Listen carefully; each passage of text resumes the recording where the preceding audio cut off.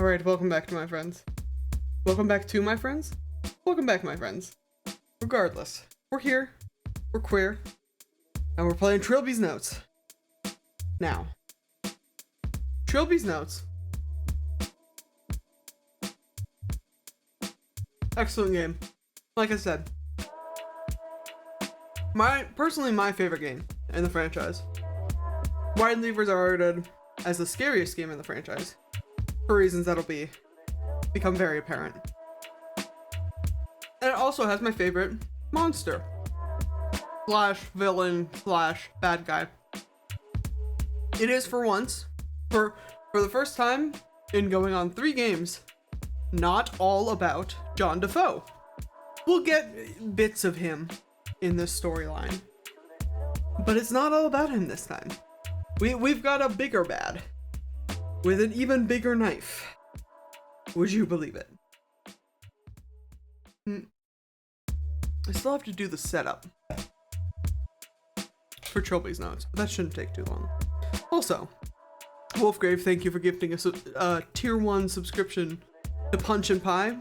I really appreciate that. Hopefully Punch and Pie will be here to experience Trilby's Notes.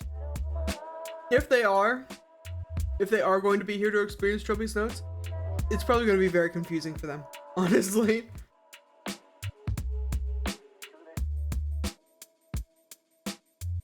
I'm also having more bites of my dinner, apologies.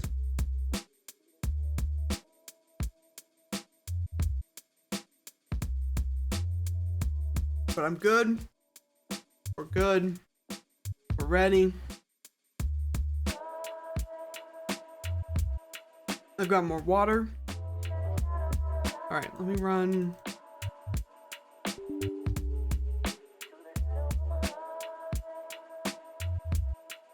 Trilby Snorts. Hello, Fancy. Welcome in. It's time for the Norts. Hour. Nort. Nort, Trilby's Norts. That's not good. That's bad. Nort, Trilby's Norts. Nort the Norts. Babe, people died. And you know what? You're so true and correct. True and correct and real. Okay, hold on. Let me make sure this is gonna run.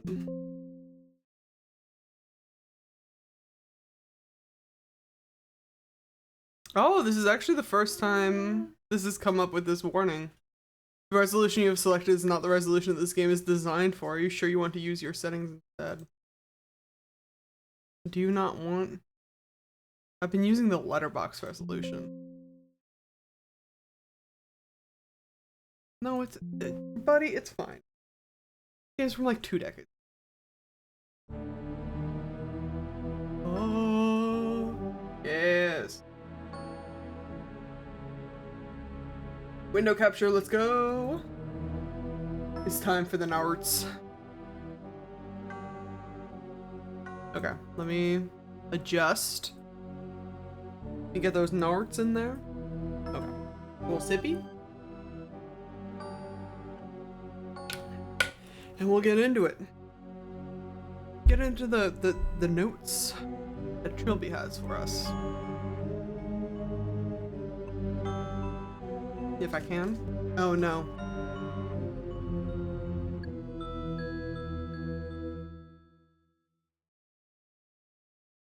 What are the controls? I worry. Controls! Because this Trilby's Notes, unfortunately, is not like point and click anymore. It's a text parse. Cursor keys to move close to an object, physically interact with it. Tab to open inventory. Ah, okay. I'm assuming we're hitting enter.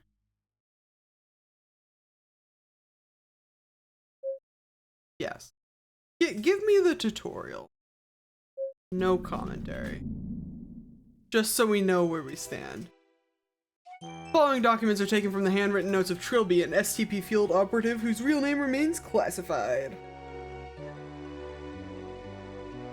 Game over, huh? Huh, Trilby? Are you gonna... Do we gotta... Okay. I never know if it wants me to click through or not. That was what I thought as I stood and watched Defoe Manor collapse into flaming ash. The ordeal was over. Those 5 days cost us all so much. Philip and AJ paid with their lives. They were the fortunate ones. Jim Fowler was expelled from school for truancy, a bright future in tatters. Simone Taylor took to the bottle. Her broadcast became slurred, her eyes hollow and unwelcoming. She soon vanished from television screen. Poor Simone.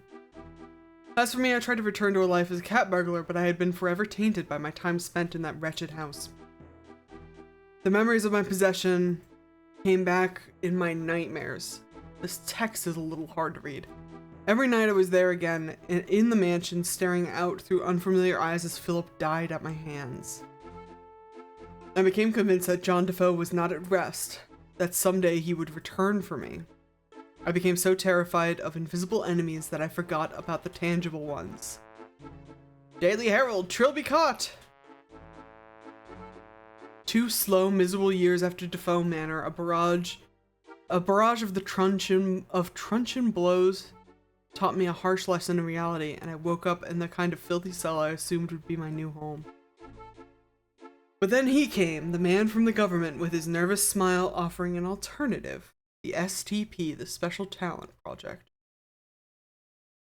It hadn't been that much earlier that I would have sooner died than entered an obligation with anyone, least of all the government. Had Defoe Manor changed me so much? Whatever my reasons, I left my past behind and resolved to giving my new superiors nothing to complain about. I spent a year and a half completing assignments, developing contacts, and building a reputation. And then, past caught up. This really is exactly how a man named Trilby would write? Absolutely. In the summer of 1997, I became concerned about Simone Taylor's mental well-being. The papers were reporting her continual breakdown, and she had become a virtual recluse. I had no idea if my appearance would assist or hinder. I had, after all, deliberately allowed her to think me dead. That's probably fine. Don't even worry about it. Presumably, she knew differently now, after the media coverage of my arrest, but I would expect her to be bitter about my subterfuge. On balance, I decided that a meeting with an old friend would most likely be beneficial. I came to our apartment building on a warm, stormy night and braced myself for the encounter. Twitch didn't tell you I was back? They didn't give me an update on my mobile live dashboard either. So.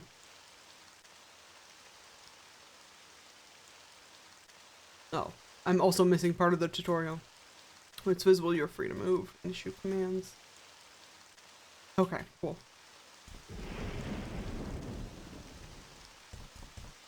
Look at Dapper Man Trilby. I might have restarted stream too quickly. I feel like that happens sometimes. Because if you restart stream too quickly, Twitch thinks that you had just, like, lost connection. Even though I was out for, like, a couple of minutes and I changed everything. I hope everything's still changed. I think I checked it already. Yeah. Okay. So now we have cursor controls. And I can type things, like, look... room.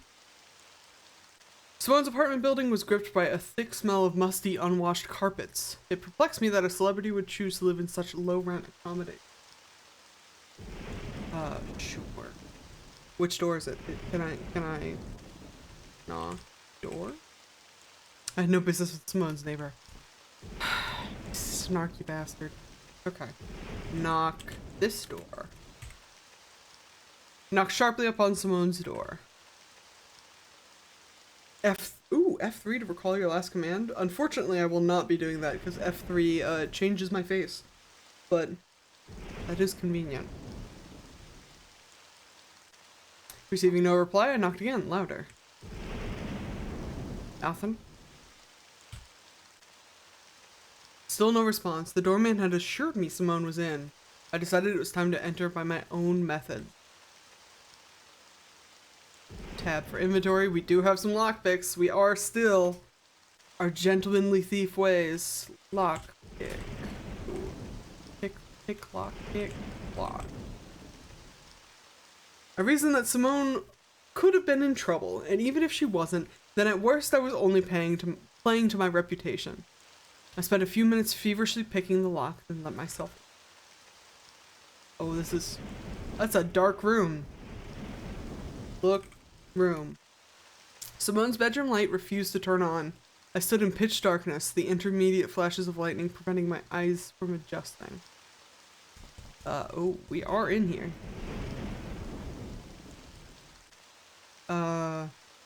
Look, all? Too dark to see.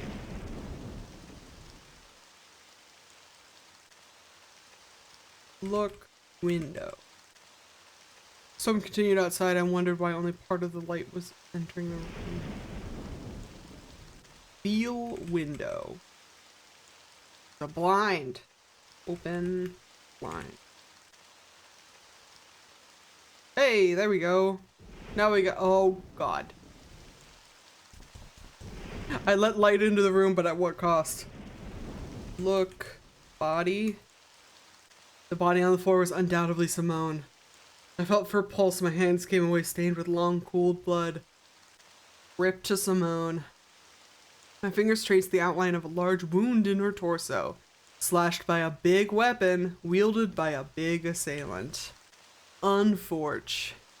Called for an ambulance, as futile as it would be, and left before they arrived. Due to me being a clear murder suspect, I was relieved from duty for the week it took for the Ministry of Occultism to inspect the flat and confirm supernatural activity. My superiors simultaneously apologized and assigned me to investigate if there was a connection to the Defoe Manor incident. Merely reading those 3 words capitalized on the front of a loose-leaf file brought the nightmares back with more intensity than ever. Sure enough, a field agent reported that looters had discovered and sold several artifacts from the mansion, including the wooden idol that housed John Defoe's soul. To my surprise, no murders had been reported or committed by anyone who had come into contact with the accursed trinket. I did not find this reassuring. I quickly advised James Fowler to go into hiding. He was stunned, but agreed. Boy had some sense. He still respected my judgment. This done, I began following the idol's trail.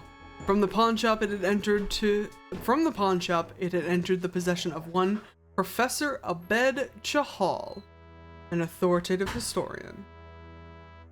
Names are gonna start looping and sounding more and more familiar the more of these games that you play. I would worry about it a little bit. He had scheduled some kind of antique fair in the Clanbrownwen Hotel, a small island off the coast of Anglesey, popular with tourists. Assuming the role of a scholar of antiquities, I booked a room. On the 28th of July, 1997, don't do that, I caught a ferry from, what the fuck? Porthaltrog in Anglesey, and arrived around 3 p.m. in Clanbrownwen. In Clanbrownwen Island's coastal village. I can read. It seemed a peaceful hamlet, and in defiance of stereotype, the locals were welcoming, and told me no local legends to dissuade me from exploring the island. They should have told you local legends to dissuade you from exploring the island. Clanbrownwen Hotel was in the island's center, surrounded by forest. I made my way there on foot. Oh, that's a man. Hello? You're Trilby, right? As soon as I arrived, I was greeted by a balding man in a grey anorak. I wondered if I was expected to know who he was. That depends. The name's Linkman. I'm with the Ministry of Occultism. Oh? I thought the ministry were clear on the fact that I was handling this on my own. Maybe there are still people who don't trust you, Mr. Trilby. Rude. What? I haven't stolen anything since I joined the STP. Your colorful past is not what concerns my superiors. It hasn't gone unnoticed that your history with the Defoe Wraith influences you psychologically. I'm sure you resist it, but it could still cause you to act irrationally, disobey orders. Everyone just feels a little safer with someone else on the ground. I see. You can rest assured that I will endeavor to maintain absolute professionalism on this assignment. Nevertheless, I have my orders. Okay. I would suggest we keep out of each other's way then, and pursue separate investigations. Okay. I'm sure I don't want to get mixed up in a reunion. Sure. I watched him disappear around the corner of the building. I very much doubted that Linkman and I would become friends. And you're very much correct. Enjoy your lurk, darling. Thanks for hanging out. Cuddle the scrungus for me. The Clan Broadman Hotel lobby was a warm welcome. The building was certainly well maintained, and yet there was something about it that nagged at the back of my mind, quickening my pulse. I dismissed the sensation, an act which, in retrospect, I would come to regret. No, nothing bad can happen here. Good evening, Terrence Railby. I have a reservation. Terrence Railby. Ah, yes, you're here for the antique fair.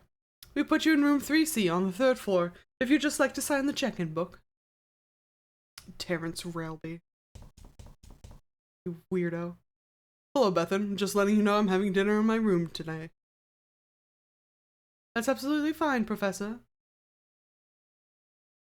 This, I decided, was what they called a golden opportunity. Professor Chahal? Yes? I'm afraid you have me at a disadvantage.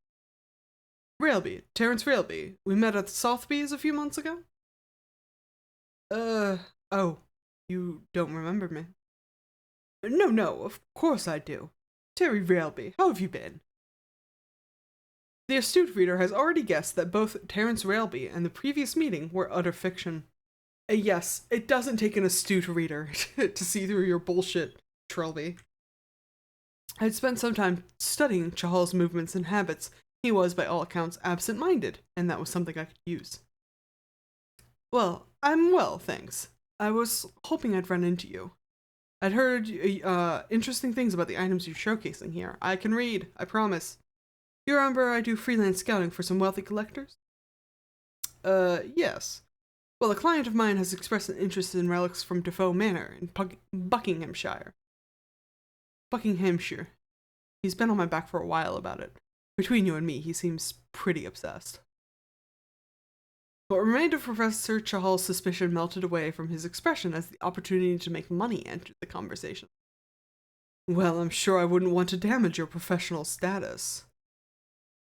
Would you like to come up to my room for drinks? Oh, I don't want to impose. No imposition at all. Please follow me. The room key, Mr. Railby. Ah, thank you.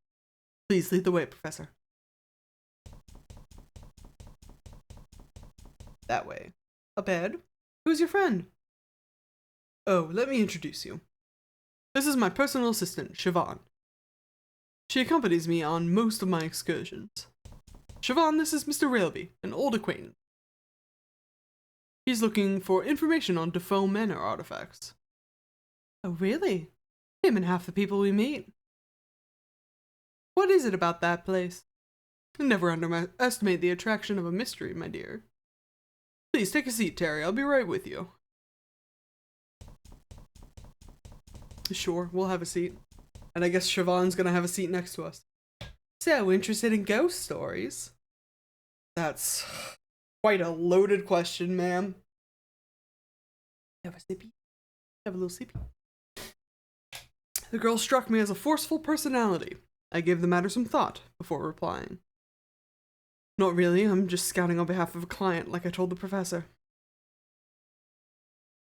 You know, it's strange to see someone as young as you in the antiques trade. And come to think of it, I thought only old men dressed like that. Wow, judgmental. No offense meant. None taken. Didn't catch your last name. It's O'Malley. Siobhan O'Malley? Couldn't be more Irish if I tried, could it? Sorry to keep you waiting, dear boy. Now then, what shall we talk about? Yes, when talking to characters, you must specify a topic of conversation. Yeah. This is the kind of difficult part about this game. Usually several things each character is willing to discuss. For example, try typing talk to a bed about Defoe Manor. Yeah. So this game, because it's not point and click anymore, and it's like text based, it's easier to get lost because you can't just like bump into all of the solutions, you know? So ask a bed about Defoe Manor is probably a good place to start.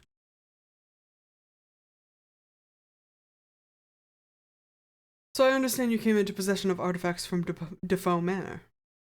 Yes, indeed, and it was astonishing to me that such artifacts existed at all.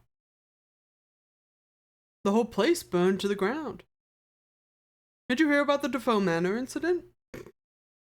I was experiencing a sick feeling that I had not felt for quite some time. Oh no, Trilby, keep it together. Hold in your lunch.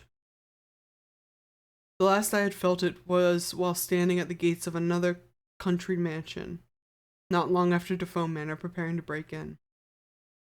Recalling those 5 wretched days churned my stomach with fear, turning what had once been the joy of thievery into an exercise in anxiety. Discussing it brought that feeling back, the act of feigning ignorance, while visions of welding masks and machetes flooded my mind's eye, worsened them. I heard something on the news. And it's been on the news again lately since that Taylor woman died.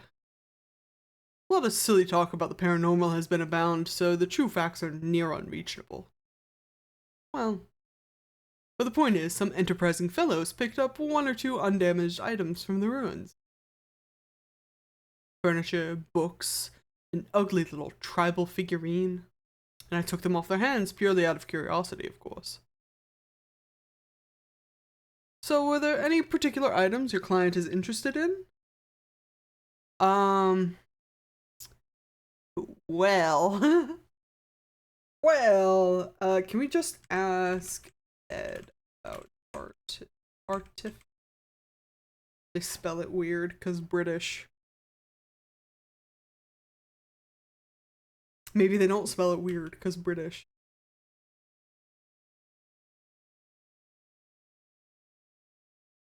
Should we just get down to it then? Ask Ed about. Tell me, does a huge man in a welding mask and a leather apron mean anything to you? Real subtle, Trilby. Not really, should it? Never mind. It's a small African figurine that my client wants me to look into, resembling a rather ugly tribal god. That old thing? Honestly, despite its age, it's virtually valueless. And that's what I said, but my client is very insistent. He's interested in the paranormal and the idol features in some of the more unlikely accounts of the Defoe Manor incident. I don't know what any of these accents are, don't ask me. Well, I don't suppose I should ask questions if this man of yours wants to take it off my hands. I don't have it on me right now, it's being kept in the hotel safe. Perhaps we can work out a deal after the fair. Why is it being kept in the safe if it's valueless? I had intended to display it with the other Defoe artifacts. You know, like, after having played this game and watched this game be played so many times, things set you off so quickly. Why is it being kept in the safe if it's worth nothing? Inwardly, I just wanted to get this mission completed as fast as possible, but I didn't want to risk suspicion or giving off the wrong impression. That will be fine. So, just out of interest, what else have you picked up from the mansion? Odds and ends, basically. Some silverware and ceramics. Most of a burnt rocking chair. And the painting, of course. Painting? A landscape from the wall in the mansion's lounge. Ah yes, that landscape. Of little artistic value, but the artist features prominently in Defoe Manor's colorful history. Matthew. Defoe? That's him, yes. Bethan, she runs the hotel. She asked if she could display it in the lobby. It was indeed in the lobby when we walked in. A lot smaller than I remember it, but it was indeed in the lobby. Instantly, I recalled the sick feeling I had felt in the lobby. I had seen the painting, but I had paid it little heed. Oh. Are you alright, Mr. Railby? You've gone rather pale. What? I'm sorry, I was just distracted by my thoughts for a moment. Lost in history, eh? Something like that. Oh god. Mr. Railby! The hell was that? What the hell was what? You were just sitting there, and then you went all stiff like you'd seen a ghost. It did look like a ghost we were seeing. You didn't see it? See what, Mr. Railby? I'm sorry, I have to go. Something's wrong. Oh, well, we won't keep you then. We'll see you later. Maybe. Later, maybe? Oh boy.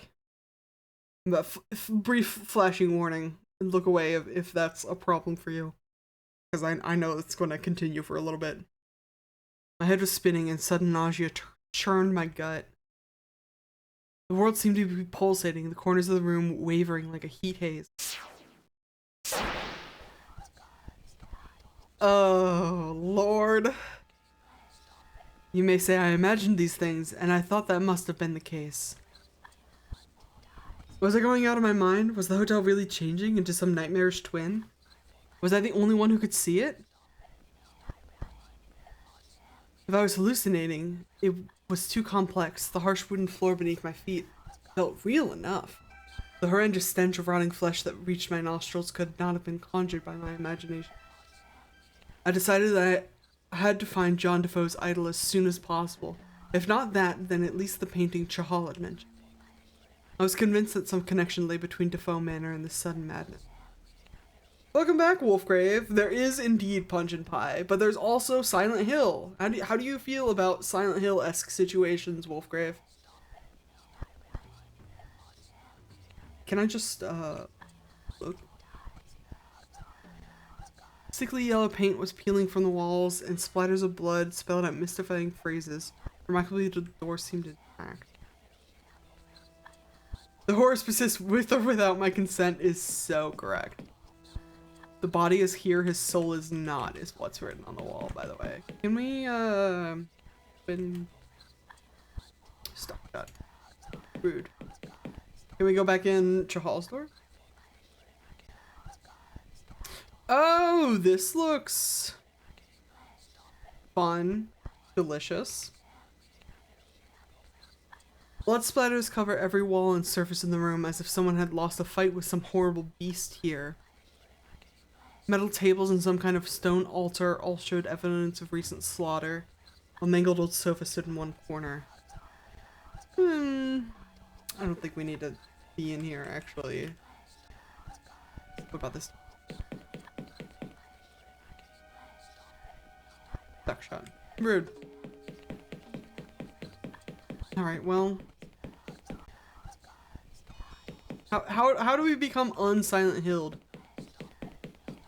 Where's Pyramid Head when I need him? Our room was up on the third floor, actually. We could maybe go check that out.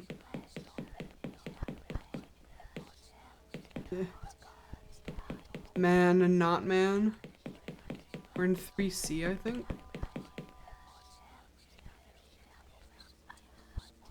I hope one day to also have a stone altar. Fair. Maybe not like these, though. With or without blood, Wolfgrave. With or without blood. My room had slipped into the shadow world. The walls and floor were filthy and the furniture had been replaced with instruments of suffering. Why does it say Chizo love me on the wall? Saw once more the strange word I had seen on the wall in a bed's room, this time followed by the words love me. Unfortunate. I don't think you want whatever that is to love you. Well, I don't want to get a used altar. I want to season it myself, you know? Fair. Also, yes, the two genders, dude and other. Man and not man. Tag yourself. Also, why, dude? Look, room. Stairwell was built from old concrete and a thick smell of damp filled the air. There's some kind of dismembered porcelain dummy mounted to one of the walls. Look, dummy. Are you sure it's a porcelain dummy and not a corpse? Some kind of porcelain mannequin with bits missing. I couldn't see how it was attached to the wall. Blood seemed to be running down the stairs as if someone had attempted to descend them while bleeding out with increasing speed. Unfortunate. The words "bring her back" were spelled out on the north wall for unknown reason. Well, I'm pretty sure. I don't have any porcelain body parts with me, so I'm gonna have to leave you with that one for now. This is just FMA, got it? I mean, it's not FMA. I don't think that porcelain mannequin is our mother, though. I mean, I guess I don't really have evidence to prove that it's not our mother. Neither was the thing in the basement. You know what? You're so fair. You're so right. Also, what is this? Is this the man who went bleeding down the stairs? Look. Wall? Yeah, running down the stairs. The corpse had apparently spent his last few moments of life making graffiti. Was he responsible for all the messages I had seen so far? Should we listen to this graffiti? Also, this is a corpse. The body was that of a young, muscular man, I hazarded, and was wearing some kind of old-fashioned military uniform, complete with blue tunic and riding boots. More to the point, his head was missing, and his hands were worn down to bloody wads of flesh and bone. Gross. I noticed a collection of handwritten pages on the floor near his body. Can we look? Pages. They appear to be entries from a diary. Oh God. It's too close to the date. July 18th. Felicia and I took shelter from the storm in a decrepit old hotel in the forest. It seems to be completely deserted, so we bedded down on the floor of the lobby for the night. It's so peaceful here. The noise of the storm seems far away. July 19th. Exploring the hotel, it has become increasingly clear that this place is not as innocent as it first seemed. We found ancient corpses and evidence of terrible deeds in several of the rooms. The storm is cleared and we intend to leave as soon as possible. July 20th. I am certain now that devilry is at work. Every path we take through the forest brings us back to the hotel. We spent a whole day trying routes to no avail. Felicia keeps talking of a demon she fancies she saw in the hotel kitchen last night. Unfortunate. Don't do that. Oh no, July 21st. Felicia is dead. I was too late to help her. I saw her murder her just as she did. Perhaps I will be next in beginning to understand. July 23rd. The murderous figure in black, the one whose body is savagely stretched into a mockery of form, is not the architect of this nightmare. Rather, this is the work of that hideous lord of the Forbidden Lands. Gods forgive me. This is a lot of very vague noun usage, dude. What? Like, murderous figure in black, we're going to assume is the tall man that we sort of saw so far on the edge of cutscenes. Bye, Felicia. Truly. Bye, Felicia. But who's the hideous lord of the Forbidden Lands? I'm interested. July 25th. Yeah, you're getting closer to the bad date. Built a shrine to my captor in the lobby in an attempt to appease it. Nothing has changed. I have no more food. The horror is starting to affect my mind. July 28th. I'm certain my mind is going. I imagined for a moment that the hotel had changed. Had become finely decorated and welcoming as it must have been in the past. I blinked and it returned to its normal hateful self. The next few pages were sprinkled with blood, obscuring some of the text. Oh, how fun. August 1st. What is his relationship to that disgusting beast? Is he a servant or a prisoner? Sometimes he acts alone. Sometimes at the behest of higher power. What does he want from me? August 3rd. He is after me now. I think I must have done something wrong. August 4th. It hurts. It's the last readable entry. Oh no. I decided not to take them with me. They were covered in blood and all stuck together. Oh, it's not a good sign. It's not a good sign. Lobby 2 had been tainted, and the painting I sought was absent. Presumably, it only just existed in that hotel's normal form. If that was the case, I needed to find a way back there, or dispel the hallucination if this was truly all in my mind. At this stage, I was beginning to wonder if this really was all John Defoe's doing. It didn't seem his style, somehow. But what other evil could possibly be the culprit? Maybe, Tall Man? Mr. Tall Man? Tall Man. There's no need to feel down, I said, Tall Man. Entrance of the room, the entrance room of the alternative Glen Bronwyn Hotel at least retained the basic shape of a lobby, in that the pigeonholes remained, and an altar about the right size and shape for a reception counter. Is there a body on that reception counter? Counter.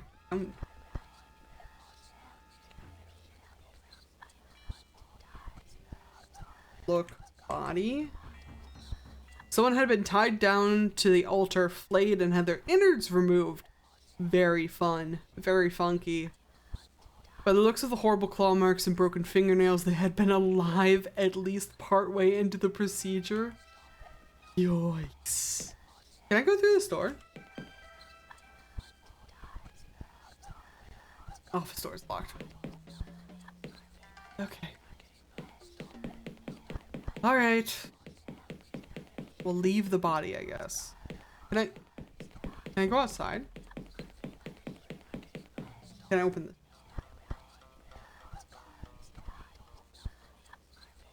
Klabani hell? Klabani hell.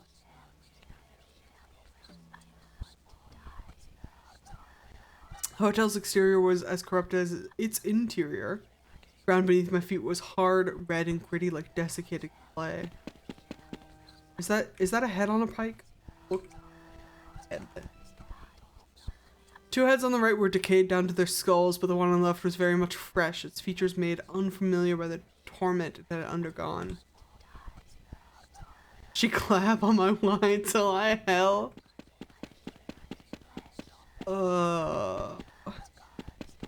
Truly.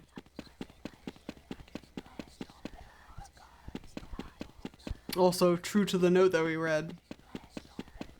It does look like we're not getting out of here. Unfortunately.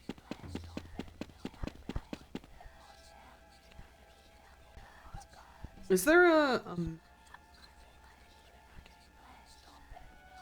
There is. See. Who's that in the basement? Oh, you're talking about the, this guy? The little red hand over here? Look, body. Look, corpse. I guess it's nobody. Look. Hotel. Nope. I guess the game has decided it's nobody.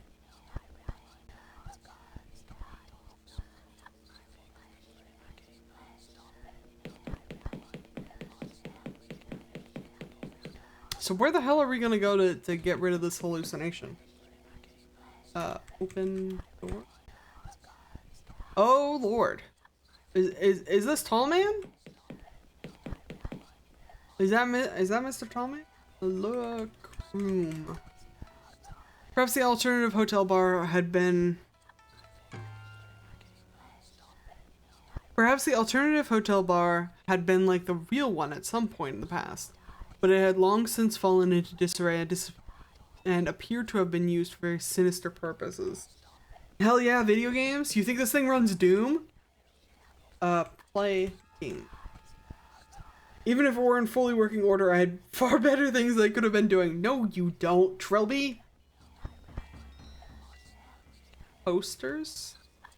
Left poster was some kind of portrait of the strange masked figure I had glimpsed in the hotel.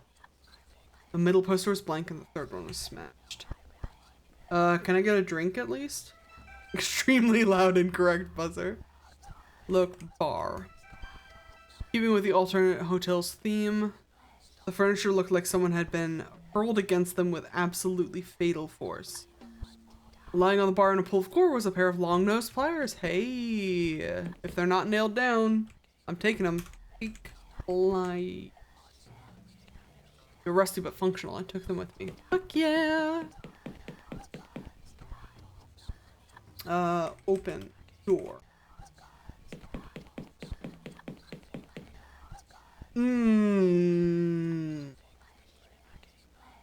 Is that a corpse? That is, I believe, it feeds on the wall, which is not great for me. Look, room? It had probably once been a dining room, judging by the number of tables. There were a total of 4 exits to adjoining rooms. Look. Doors.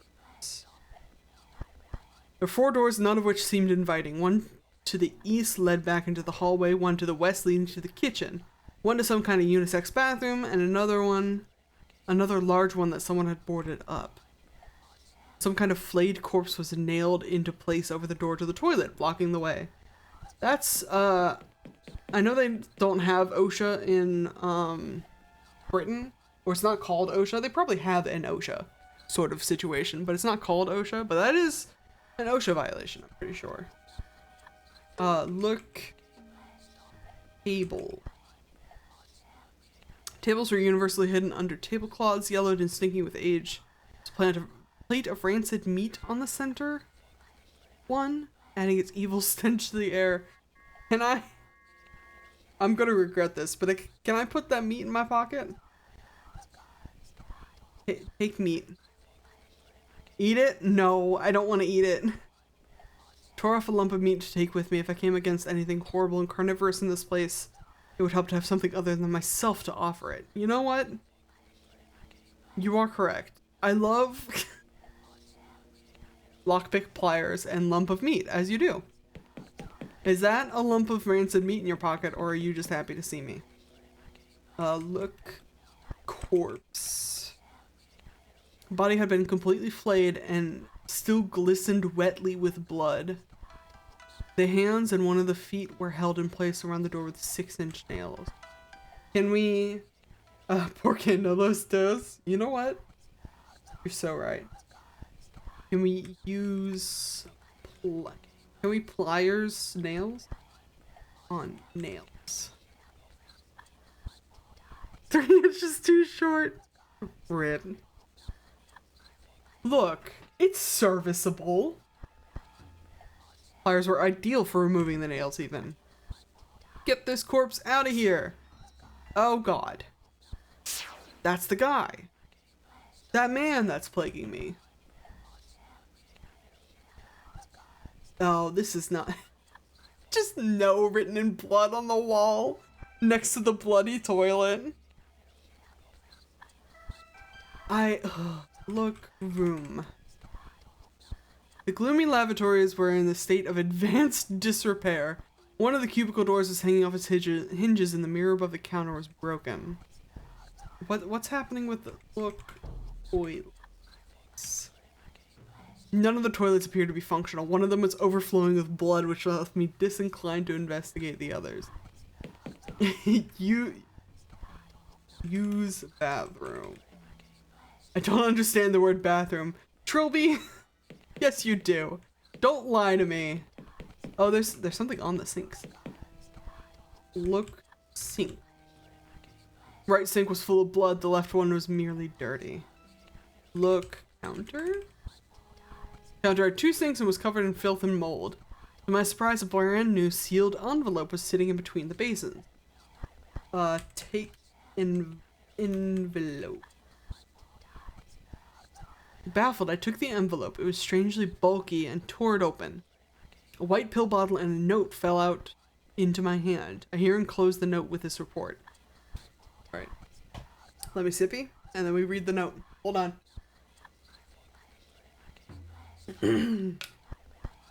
Trilby, if you're reading this, then you too have seen the hotel change. At present, I have no idea if the alternative hotel is part of the ethereal realm, capital E, capital R, or some kind of construct, a pocket dimension. There is a definite correlation between one's level of agitation and one's tendency to reality shift. Fear is your enemy. It leaves you shining like a beacon for whatever evil brought us to this place. That's quite a sentence. Enclosed is a bottle of tranquilizers from my personal first aid kit. When you find yourself shifting to the other place, take a pill and try to calm down, and the real hotel will return. Do not let it concern you. I am researching the phenomenon. Your task is to find Defoe. Good luck, Agent Linkman. That's why he talks that way, because he's from the Ministry of Occultism or whatever. Linkman's letter raised more questions than it answered. I pocketed the pill bottle. Do we take Agent Lengthy? No. Linkman. I don't mispronounce it that badly. Take pill.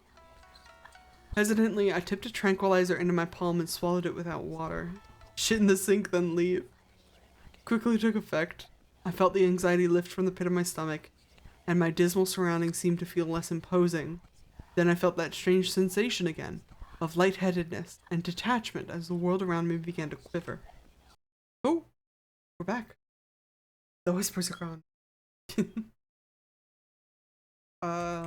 Look, room. Oh, it's so clean and well maintained that the very tiles of the floor seemed to glow with luminescence. Mirror above the counter was spotless and crystal clear. Damn. Well, that's quite the change.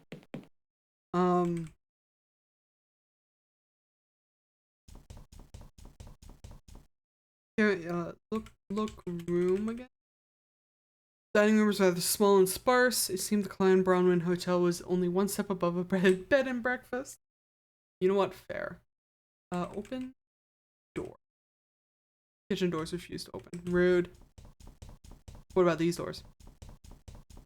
Open door. Appear to be locked, probably by a deadbolt on the other side. Rude. What about this one?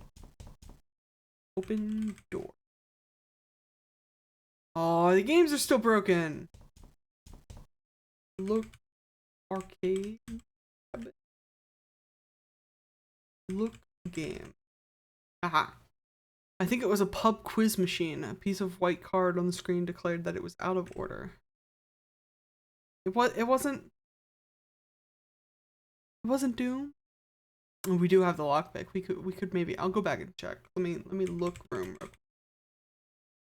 Hotel bar seemed rather small, but then it was a rather small hotel. There were only 2 small tables and some kind of defunct arcade machine.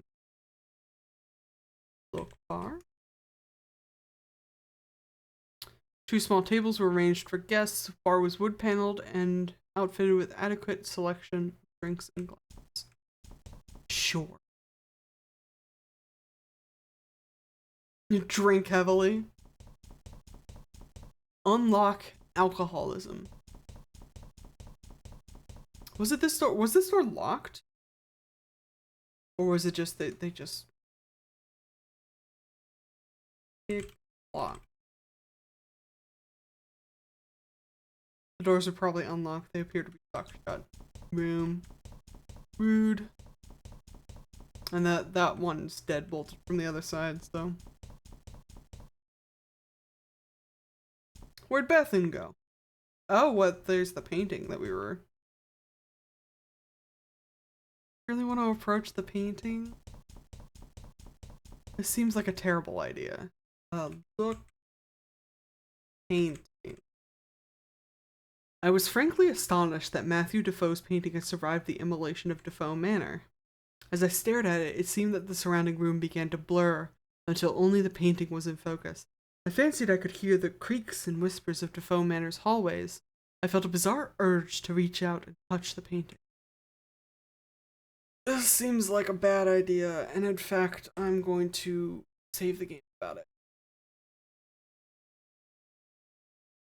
Okay. Touch painting.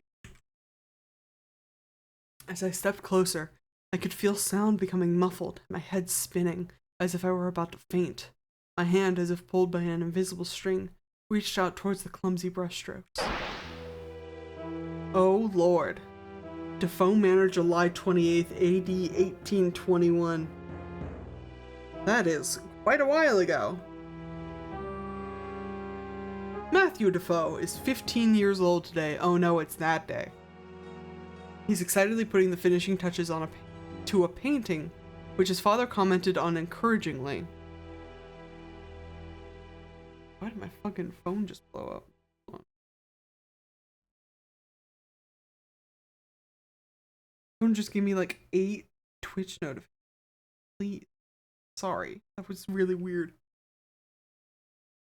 Okay. He's excitedly putting the finishing touches on a painting, which his father commented on encouragingly, the first time he has ever been supportive of Matthew's artistic leanings. Matthew is now convinced that his father is lifting from the mysterious depression that has plagued him for as long as either of them can remember. Now he intends to make the painting absolutely perfect before showing it again. Knock knock. Master Matthew, Sir Roderick has requested your presence in the trophy room. Thank you, James. And if you would be so good to inform him that I will now be retiring for the night. Very good, James. You know who drinks heavily. Sir Roderick Defoe. Ah, there you are, boy. Let me introduce my son, Matthew. Hello. This is my friend, Mr. Smith. He's an expert on African tribal art. Oh no, that's the thing. Well, just a scholar. Hardly even that. Just someone with an interest in the subject. That's the idol. On the table. And he's offered to assess the figurine I brought back from my travels. I wasn't aware you had a family, Sir Roderick. Is your wife home too? Regrettably, Belinda is no longer with us. Oh, I'm sorry. Quite all right, you could not have known. She succumbed to illness shortly after Matthew was born. Sure, that's what it was. I finished the painting I showed you, Father. Oh, good. Well, Mr. Smith, what do you think of the piece? It's an intriguing little puzzler, actually. The design is reminiscent of a few Central African tribal gods I'm aware of. But to be honest, I've never seen anything like this before. May I ask how you acquired it? I'm glad you asked. Oh God, it was 20 years ago when I was a younger man on my first travels in the Dark Continent. We were traveling along the west coast when our bearer spotted a ship that had run aground. The honor she got from all those machete stabs I gave her. It was an English clipper named the Sea Angel. A short exploration revealed that every single crewman had just disappeared. Of course, we immediately sent a letter to the nearest embassy to report the finding. But the point is, it was on the lowest deck of the ship that I found this very figurine you see before you today. What an extraordinary tale. But how do you account for there being an African tribal carving on a British vessel? Well, we were as confused as you were. It wasn't a slave trading vessel, but there must have been one in the crew. It had been a personal mystery of mine ever since. Probably from thieving. I was hoping you could help shed a little light on the matter. But there is more to tell. I haven't even begun to recount the strange events that have surrounded this artifact. So much murder. Honestly, not even murder yet. Would you care for a glass of brandy? Thank you, that would be most kind. Matthew, fetch some brandy from the kitchen. And some glasses. Yes, Father. Oh, Lord. It's just all right here. Why do you have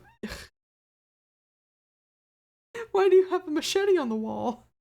Yep, you see that there's the apron on the table, there's the machete on the wall, and there's the welding mask on the wall by the door. Look, apron. It's a tough, well-used brown leather apron. Matthew wondered which member of the staff had been using it. Why would you have a welding mask? That's an excellent question. Look, mask? A smoked mask, the sort of thing used by metal workers. Hung from the west wall. The gardener liked to keep it there as some kind of souvenir from his younger days. Sure, look, machete. This is like 1812-ish? Early 1800s? A selection of knives were arranged conveniently above the sideboard. One of them was Sir Roderick's old jungle machete, which he liked to keep there as some sort of joke. Well, joke's on him, because he's about to be killed with it. We need brandy, though. Look, yeah, cabinets. Large drinks cabinet in the corner full of mysterious bottles and arrangements of glasses. A bottle of fine brandy was clearly visible on the top shelf. Immersion gone. This is bullshit. The game's never gonna make it. Welding was invented in 1885. Fair. Yeah. It's... But metalworking has been around for longer. We call it a welding mask because that's what it looks like. I don't know, dude. There's wilder shit in this game that, like, is not gonna work. If you're getting stuck on welding, I've got bad news for you. There's a ghost that killed a bunch of people. I will take brandy, please. Oh, God, fine. Walk up to the shelf. Take brandy. You used to be a welder? I believe that, actually. Matthew took the brandy bottle and a pair of appropriate glasses. Bang, bang. A knock on the door. Hello. You haven't tried to speak to me in a while. Bang, bang. I did another painting today. I showed it to Father and he said it was promising. I keep trying to tell him about you, but he never listens. You haven't knocked for me in so long, I was beginning to wonder. No, Matthew. Hey, do you want to see my painting? I'm just not sure how I'd get it through the door. You probably shouldn't open the door. Can you open the door? Can I save the game and try to open the door? Door's locked as always, but there was a substantial gap of about 1 inch at the bottom of the door. Okay. I didn't think they would let me open the door, but I wanted to make sure. Slide painting under door, question mark. I'm pushing the painting under your door, okay? Just give it back when you're finished. How dare you, sir? You intrude on my hospitality and insult my judgment? That's Father. Get out of my house, you worm! I'd better see what's the matter. Oh, poor Matthew.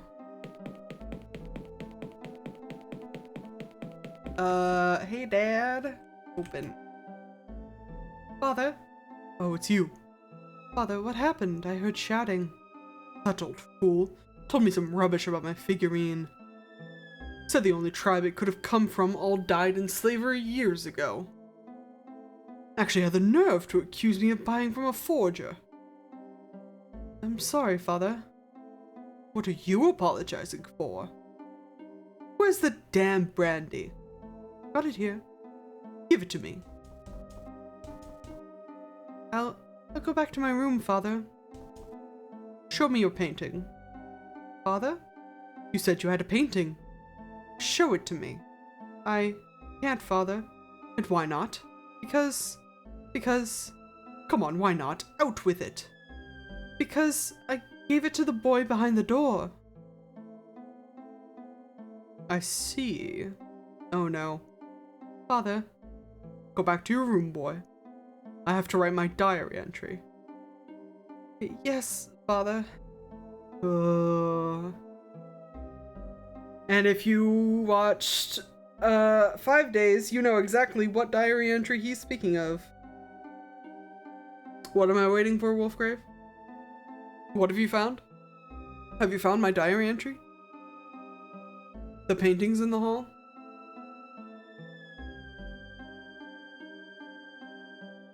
Was that lost? I don't think so. Oh, you're speaking of in the trophy room? I don't think it's supposed to be lost. This game probably the game that those paintings would have been in came out in 2003. Is that pre-loss? Is that a pre-loss era? I don't think it's supposed to be lost. Wolfgrave, what year was Lost released? And while you Google that, we'll finish this cutscene. 2008? That's what I thought. Yeah, it couldn't have possibly been Lost. An hour of silence passed and Matthew grew concerned about his father. It would have been crazy if it was like... touch his wall, something happened here. Strangely, the most disturbing thing had been Sir Roderick's reaction to Matthew mentioning the boy behind the door. In the past, raising this had usually provoked a violent rage or an instant flat denial. I do think the bottom right was a house on fire. The bottom right was like a shack. Yeah, it was a house. I remember examining them in my 5 days playthrough. Matthew wondered what sort of anxiety was going through his father's mind. Smash! What was that? Father, what are you doing? Father? Papa? Oh god. Oh, the door's open. You guys ready for some horrid shit? This game's full of horrid shit, but this is one of them. Matthew was confused by his own reluctance. He had longed to see what was beyond this door his entire life, but now given the chance he was struck with fear. He peered cautiously through and saw a set of rough stone steps leading down to some kind of basement. There he is. I should have done this the moment you came into this world, demon child. May God forgive me for having a part in your creation. Father, what are you doing? Do you see what you have done? I didn't want him to see this. Do you see what you have done? Father, no! Father! Father! Oh. Apologies, dear boy, but I couldn't resist. Oh, he just spooked Trilby. You look so lost in that painting, I don't think you even saw me come in. What? What? Is everything alright, Terry? Yes, everything's fine. It's just for a moment there, I thought I saw... never mind. Siobhan and I were talking about you after you ran out of the room. I said you seemed like something was making you terribly anxious. Frankly, I think that's still the case. I'm okay, I am. Well, if you're sure. The father was the tall man. For a brief frame. Father was the tall man.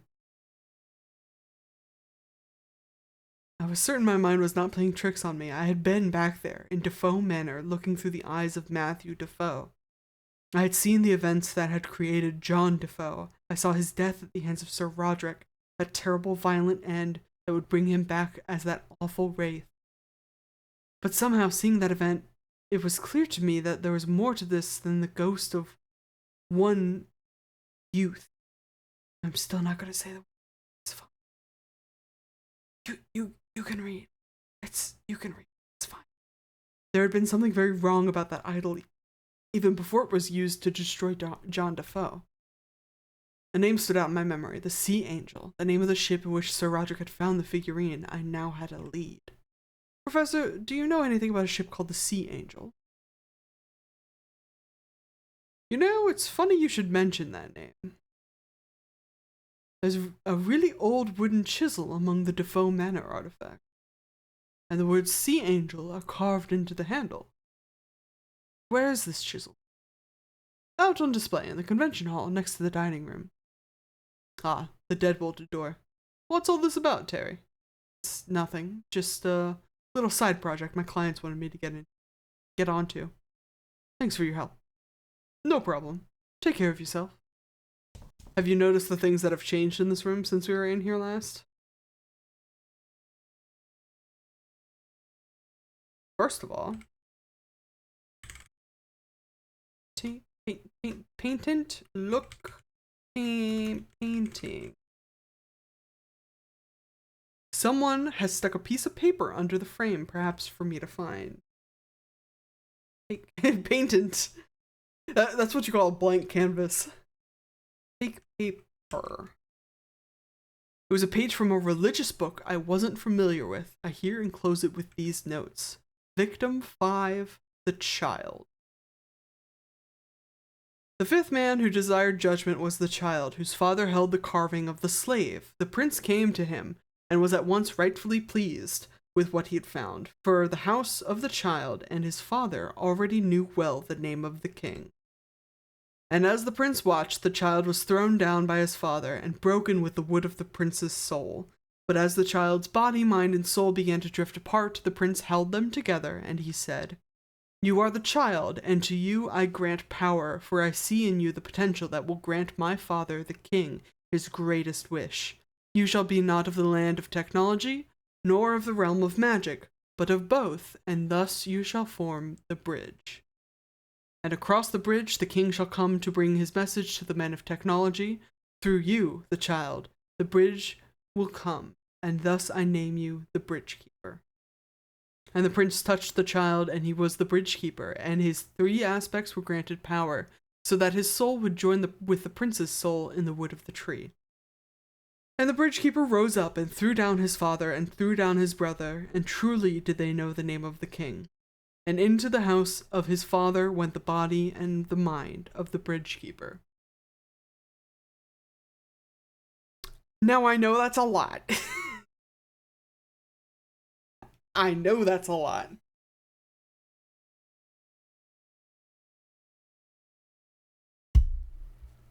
Sorry, I totally bumped the mic.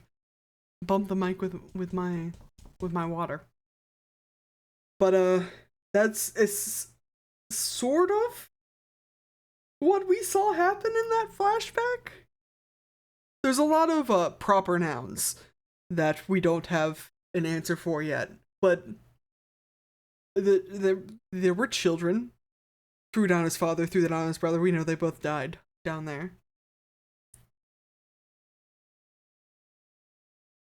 So the king is death, and he chose John to bring vengeance upon the people that took slaves. Sorta? Not really. Not quite. John was to bring vengeance upon those who had wronged him, but I don't believe that Sir Roderick Defoe had slaves, and his 15-year-old son certainly didn't either. I guess he could have. He's never described as being a slave owner. There's also look counter. Look counter. Reception chest was cheap, fine affair, and unadorned with papers or materials. Someone appeared to have left a matchbox on the desktop. That's the other thing that we need. Take matches. Only one match left. I took it anyways. Can I open this door now? Office door locked. Fine. So, to get to our next artifact that we have to go touch, we need to get into the door is locked. Oh, and you know what? You're so right, actually. Pick lock. Oh, I had encountered far stronger locks in my time. I picked it open within 10 minutes. Yes. Thank you for reminding me, Wolfgrave. Ooh, look, room. Air in the hotel office was swimming with dust. Rioters clearly felt that record keeping was more of a formality than a necessity. The corner of the room was a diminutive but sturdy steel safe. Open safe? Pick that bitch! I hadn't had the cause to crack safes for some time, but my hands instantly went into automatic, the thieving mindset returning like an old friend. When the job was done and the safe opened, my nostalgia faded into puzzlement when I found it empty. Just for once, I'd like to crack a safe that actually contained something. Is that so much to ask? Oh no, but if it's empty, then where's the idol? Uh-oh! Uh-oh! Desk? Virtually nothing on the desk and it lacked a chair. Obviously very little work was actually... Shit. That's an even more pressing problem that we're about to have. I'm gonna try to sequence break a little bit. What we need is in the room with all the artifacts. It's the room to the right of the bathroom, the unisex bathroom on the first floor, but by the kitchens. Bumping this mic, I gotta stop. But it's locked from the good realm of where we're in now, and it's covered in planks in the other realm. So we have to find a way in there somewhere. Let me look. Door. This door. Another lock. Door at the end was colored differently than the other. A note read, emergency fire escape access. Do not attempt to force in the event of fire. Door will unlock automatically. Can we pick this lock? Pick lock. Pick lock. There's no keyhole. The fire escape door was electronically locked. Sure. Which means don't worry, we've got another way out. Look wall. North wall, I noticed what I presume to be a smoke alarm. So if we light match. Oh lord. Mr. Tall Man, please don't. Click!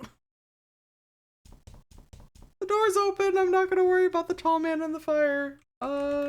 Open door, please. Pushed my way through the door and descended the fire escape.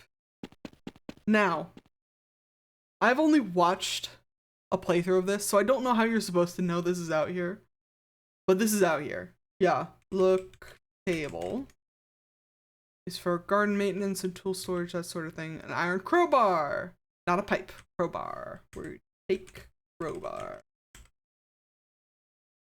Trilby, you are right in front of it. Take crowbar.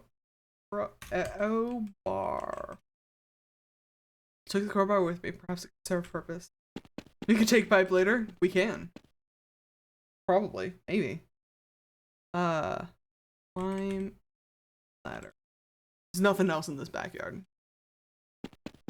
Like, I'm not kidding. They don't even...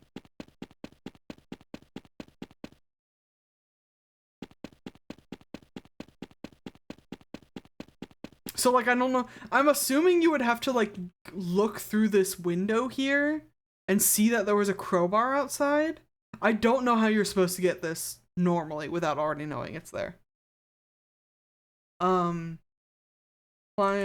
fire escape. My brother in Christ. Climb fire escape. Thank you. Climb back up the ladder and enter the same floor I'd come from. Okay. So now, as long as we can shift back into the hell dimension, we should be able to get into that room.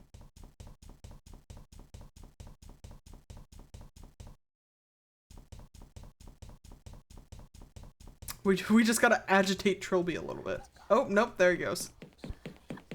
He just naturally slips into the hell dimension sometimes. That's fine. Use crowbar on doors. Nice jump cut. As I had suspected, the stress proved too much for the ancient crowbar. Bent to uselessness, I discarded. Fair, fine. Open door, please. Ooh! Gross. Look, room.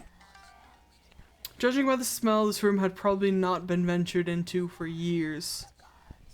Desiccated corpses dangled from the ceiling even. Left to rot by some warped interior decorator. What is this on the wall? Look, wall? Prerequisite bloodstains had faded into an ugly brown color over time. It did not make them any less unnerving. It had been used to daub some kind of symbol on the north wall. Is this like a trash bag? How old can these corpses be really if there's just like a black trash bag in here? Look, bag?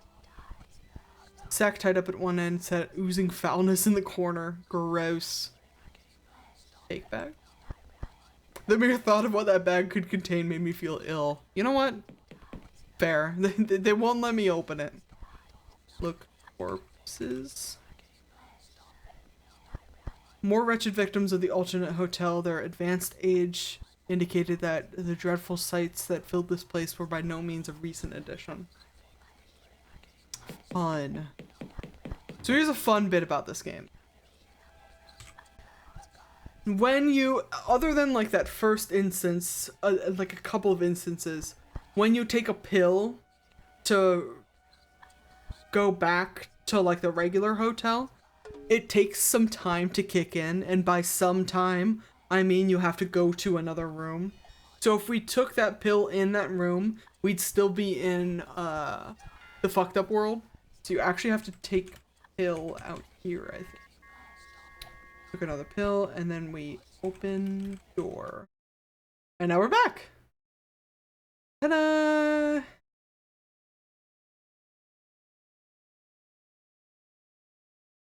Professor Charles' antique show was as sparse as its small venue would indicate. I can read. A couple of tables were laid out with various trinkets, and a charred rocking chair was at the centerpiece. Yes, that's the rocking chair from Defoe Manor. Also, what's in the corner now seems to be a bottle of Coke. Look. Table. Unopened bottle of some kind of soft drink sitting at the end table. In the corner. On the display tables, I recognized one or two Defoe Manor artifacts among the miscellaneous knickknacks. A set of manacles, rescued no doubt from the manor's basement, stood out the most. Spotted the chisel the professor had mentioned next to the pile of books on the north table. We will definitely take bottle. I took the drink with me. Something told me it would come in useful. I don't remember what that bottle is for, but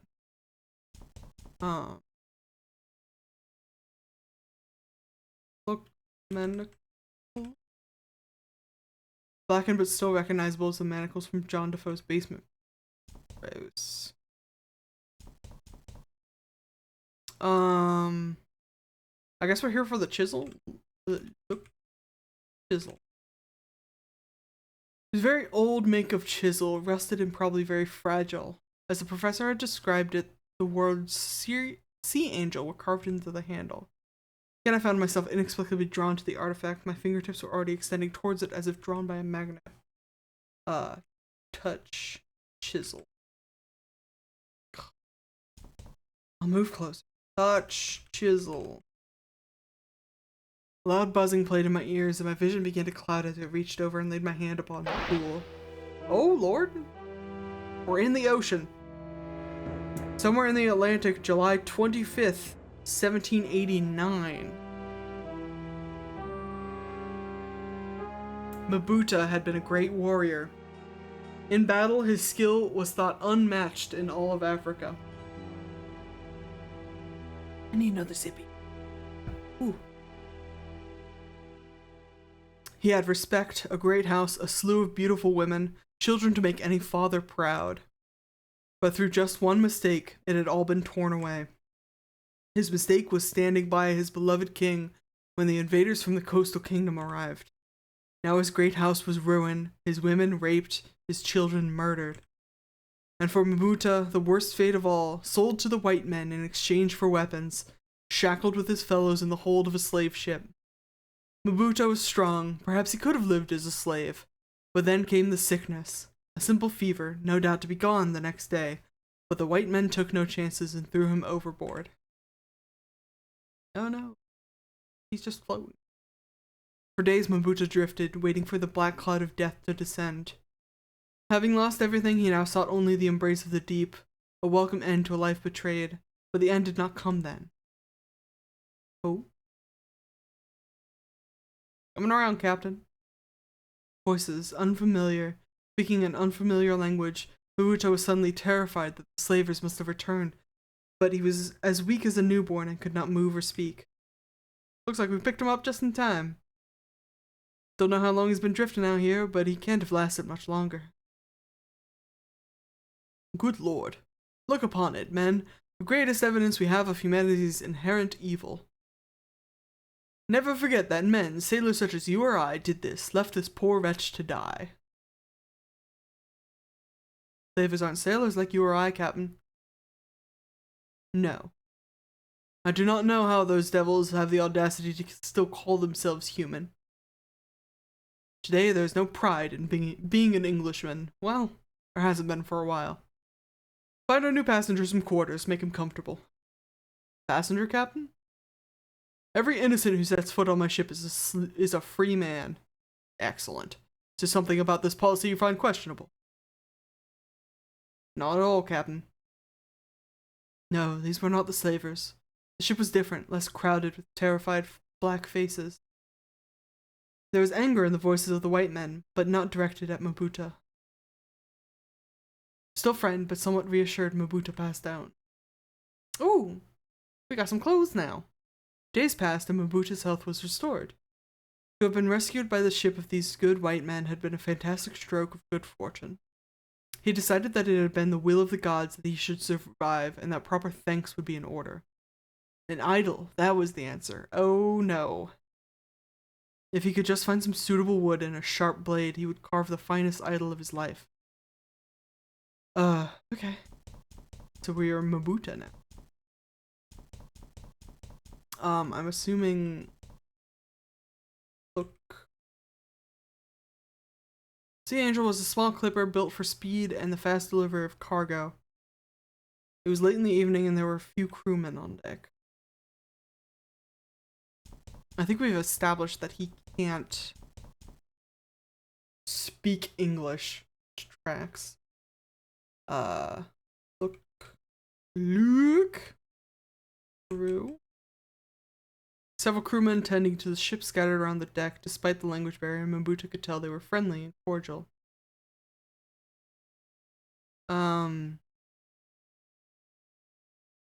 Look boat. The little jolly boat was here, apparently undergoing some repair. Ask for chisel. Commandeer boat. Mabuta was talking to himself. Commandeer. Commandeer boat. Damn. He doesn't understand the word commandeer. He's not English. Ask crew for. Do not understand the white man's language. Any communication would have to be non-verbal. Is that what you have? Is a chisel? Point at tool. Alright there, laddie. Oh, I see. You want something to carve with. Here. Incite mutiny. Sailor handed Mabuta a sharp, almost brand new workman's chisel. Just bring it back when you're finished with it.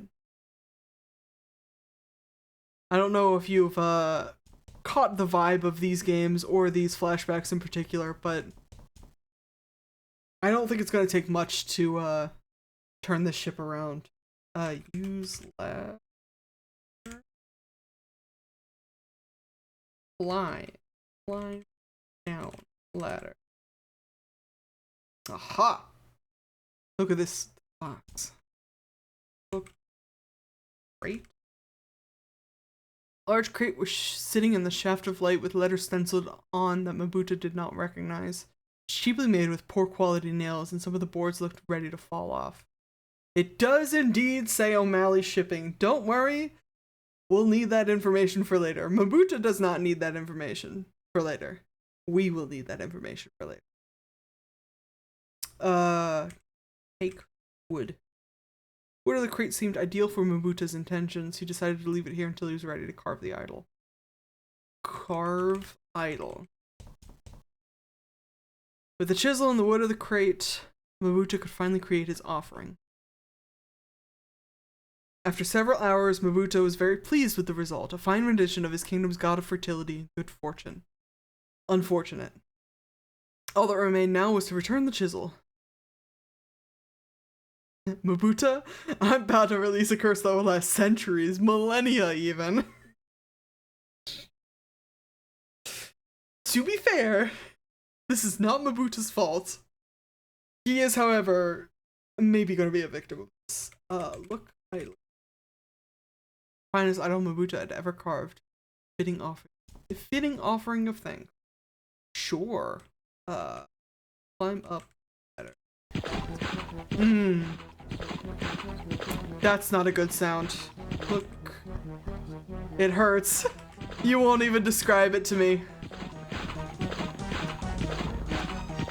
Oh. Hello, Mr. Tallman. I'd rather you didn't. There's your mutiny. Ugh.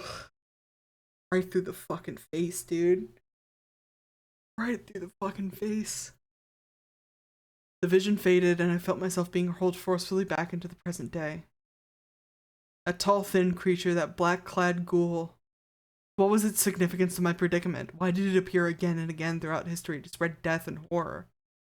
There was no connection to the idol's shape or Mabuta's tribal deities. The tall man was no fertility god. Well, no. Cut it. Cut this. It must have been connected to the wood of that crate somehow. There had been a name on that crate. Mabuta hadn't been able to read it, but I, looking through his eyes, had. O'Malley shipping. Who do we know that's an O'Malley here? Could the owner have been an ancestor of Siobhan? It was a flimsy possibility, but at that point, my only lead. I resolved to discuss this with Siobhan at the earliest opportunity. Sure. There's also another paper. Look, paper. Recognize it as being, yep, from the same source as the one under the painting in the lobby. Oh, take another sippy. It's gonna be more religious mumbo jumbo. Victim 4, the slave. The fourth man who desired judgment was the slave, who had not been brought for Horn's message, and who tormented the wood that was the prince's soul with a sharpened blade. The prince came to him, and he struck the slave down, and he knew the name of the king. I noticed that paper always informs us of evil, therefore paper is evil. You know what? You're not entirely incorrect. And the prince said, not one of your household shall I leave alive, slave, for thrice now have I brought my warning, and any who still fail to heed shall be named a fool, and judged most unworthy in our sight. So that's why that tribe doesn't exist anymore. Other than just like the general slavery of everything, I'm pretty sure that also implies that the tall man just went and killed what's left of his family. So the prince was a tree. It does kind of imply that these entries keep speaking of the wood that was the prince's soul. So I'm assuming he was a tree, is related to a tree, was put into a tree, is a safe assumption to make. I mean, I know, obviously, but we're playing the game. So we gotta go find Siobhan, huh? I'm gonna do another save. I don't remember this game as being as harrowing, but something about a treeness. Please don't speak of the treeness. Finally, Oh, it's you, Terry. I thought you might have been the serving staff at last. Abed, what are you doing in here? Why are you staring at the camera? Ask Abed about staff? You haven't seen any of the hotel staff since our first conversation in your room? No, it's very odd. I can only presume the hotel is closing, but it's still light outside. Sure, ask Abed about... I'm gonna misspell this name. Chio... Bahn? B-A-H-N? Fuck. Ask. Bed.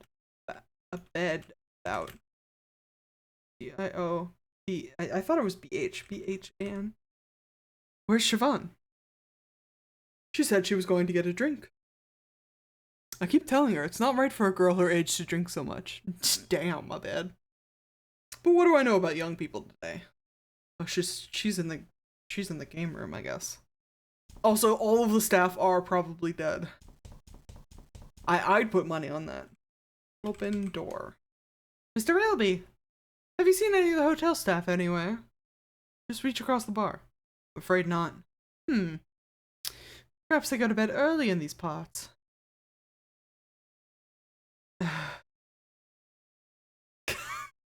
Come on, Abed. Women light up the world. That's why they call it broad daylight. Jesus Christ, Wolfgrave. Ask. How do we even follow that up? Siobhan, about shipping? Do you know anything about the history of your family? Wouldn't be much of a history student if I didn't, now would I? I'm researching my family tree as part of my diploma. That's ideal. I appreciate this may sound like an odd question, but trust me when I say it's important. Did your family run a shipping company in the late 18th century? That's an odd question. I do remember reading something about O'Malley shipping. I'd have to check my notes. I left them in a book bag. Could you meet me in my room in about 5 minutes? I'm in 2A, next to a bed. Certainly. I'll see you there then. Subtle as ever, Trilby. To be fair, if you were being chased by a fucking demon through time, that would also probably be less subtle. She said 2A, right?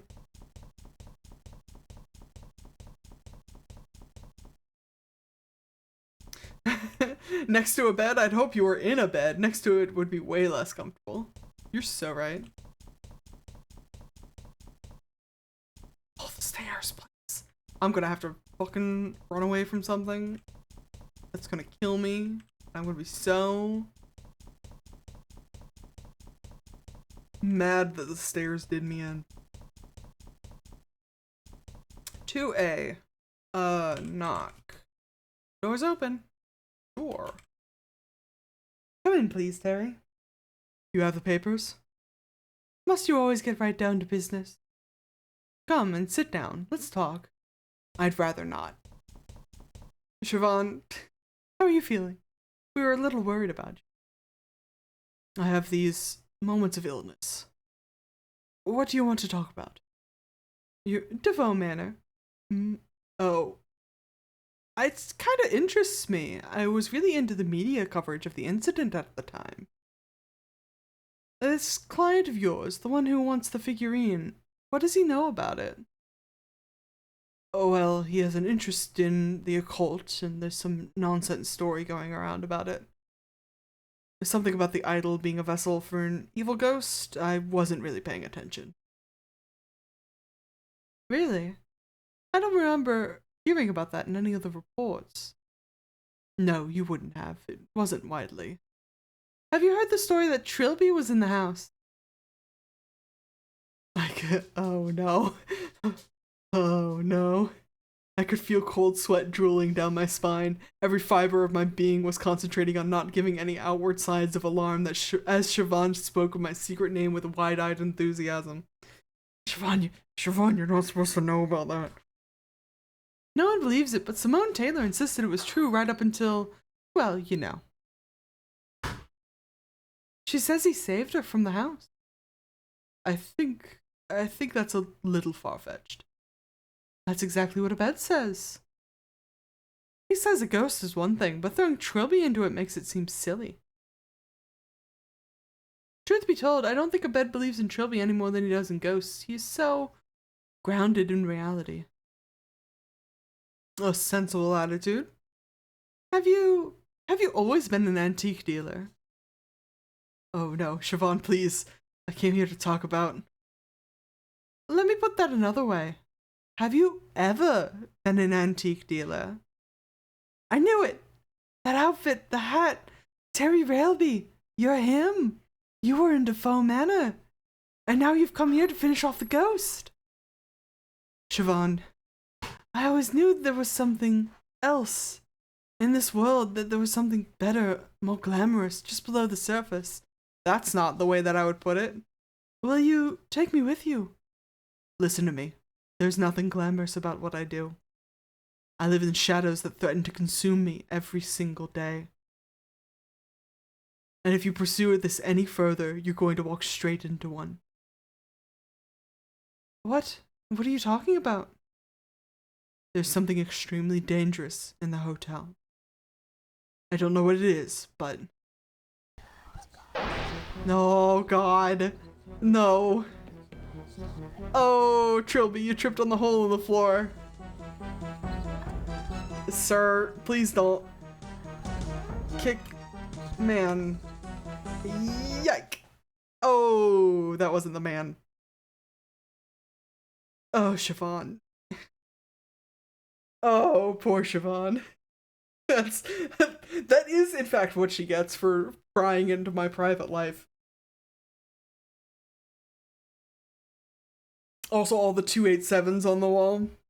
That's because in Britain they write the name they write the date backwards, so it's all July 28th. It's excellent. The themes.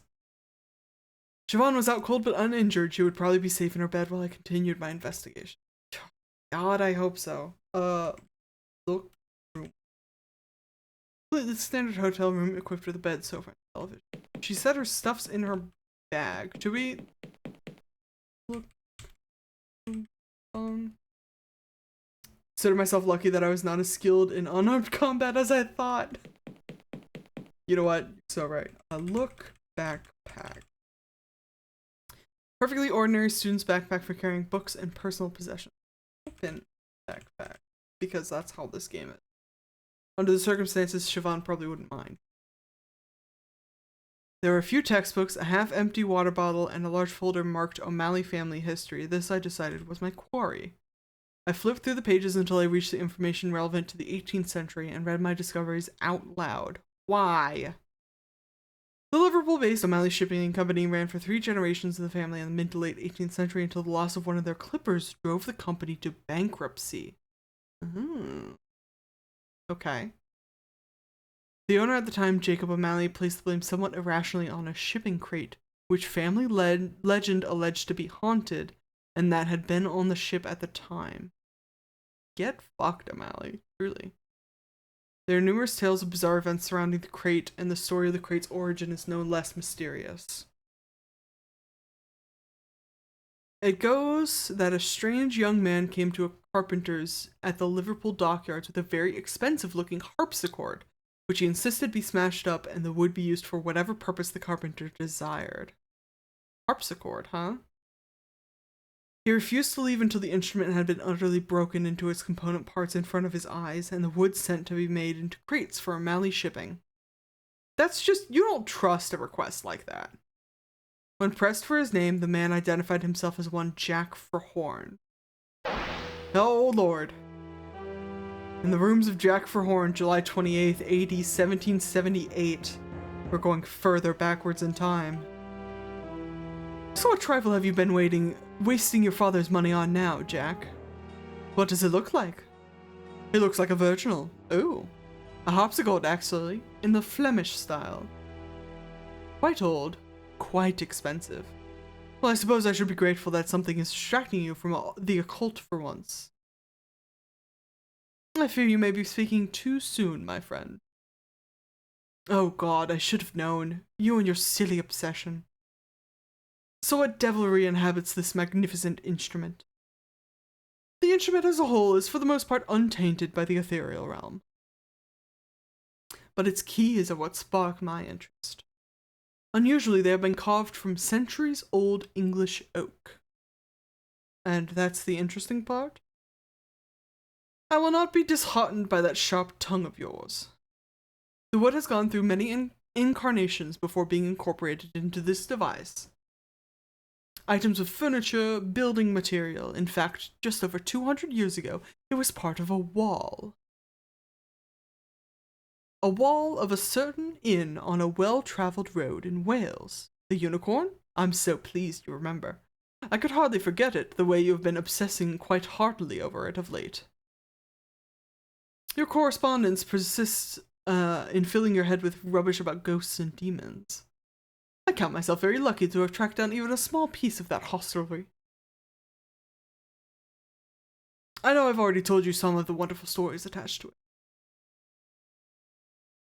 And this instrument has had its fair share of mysterious happenings. The usual batch of strange noises, sudden madness, and inexplicable deaths. See sense, my friend. This curiosity of yours for things ungodly has no doubt already befouled your immortal soul. Wild. You're a fine fellow, Wilbur, but you have not a drop of romance in your body. Now, stop browbeating me from my inquiring mind and let us take dinner.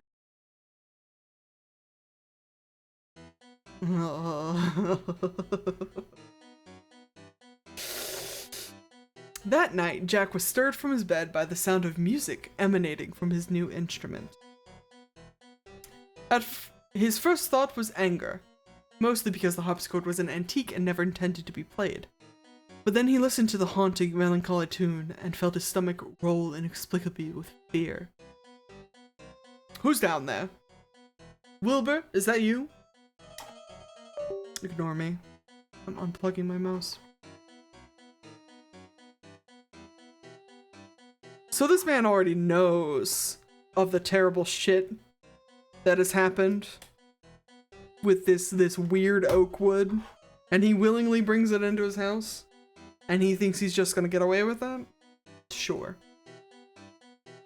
Look room. Jack Verhorn was a man of modest means and desired little for comfort. There were pieces of furniture to the only pieces of furniture to speak of, I can speak, were a bed and a desk. I know we're gonna need this, so look desk. Jack's desk was covered in untidily in letters, notes, and papers he had been studying lately. A flintlock pistol given to Jack by his father, like gathering dust atop a pile of correspondence. Can I take pistol?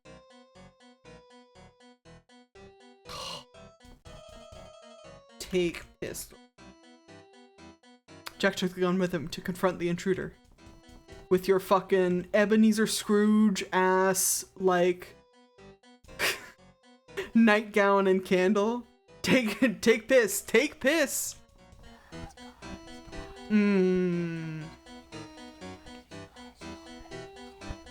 If that's your intruder, I think you're gonna need a bigger gun for Horn. Can we look room again? Sparsely furnished room below Jack's bedroom was dominated now by his new harpsichord. The same instrument was now being tormented at the spindly hands of the emaciated intruder. Look, intruder? Look, man. The tall man was playing a haunting melody on the harpsichord. Except for his hands, his body was completely still. Sir... that's an antique. That's an antique, you can't be playing that. Jack could not take a step further because he realized with a lurch that he recognized the dark figure that sat at the keys, engaged in fisticuffs. Exactly. He had read of the strange entity that reoccurred frequently in stories surrounding the Unicorn Inn and the objects that were later constructed from its wood. And he knew with absolute certainty that the tall man would destroy him were he not destroyed first. And you've taken in all of these stories and you think you can destroy the tall man? You think this is going to end well for you? I'm so happy to prove you wrong. Shoot. Tall man. You won't take me, demon!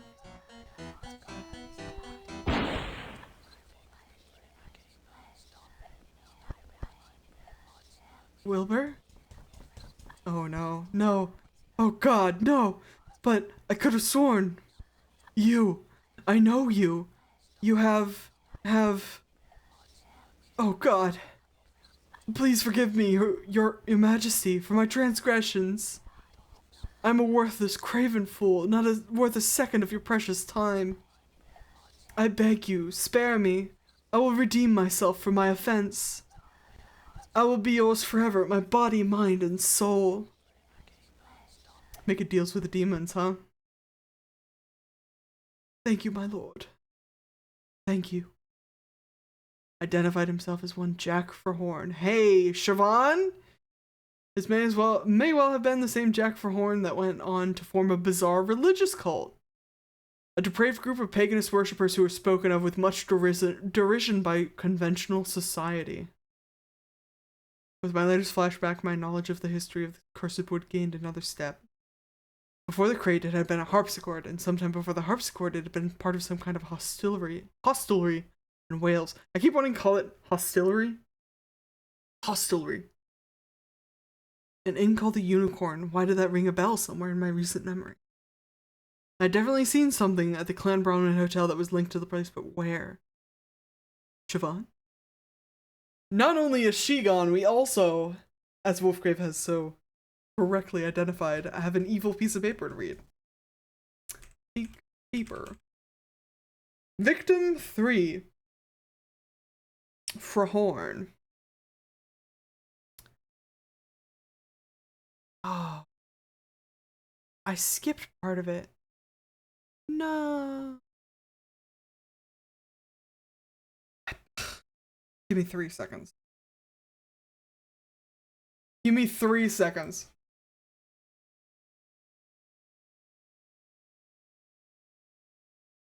No.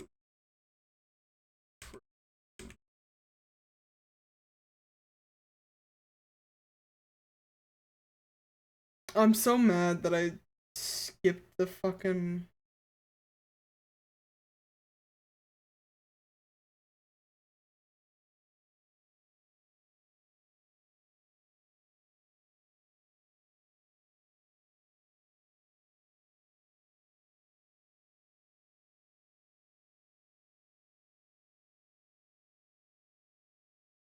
Am I not going to be able to find this?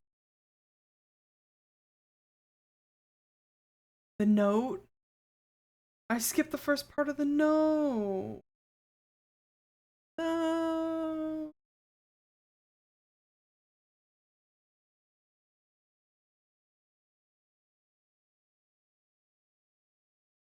Um.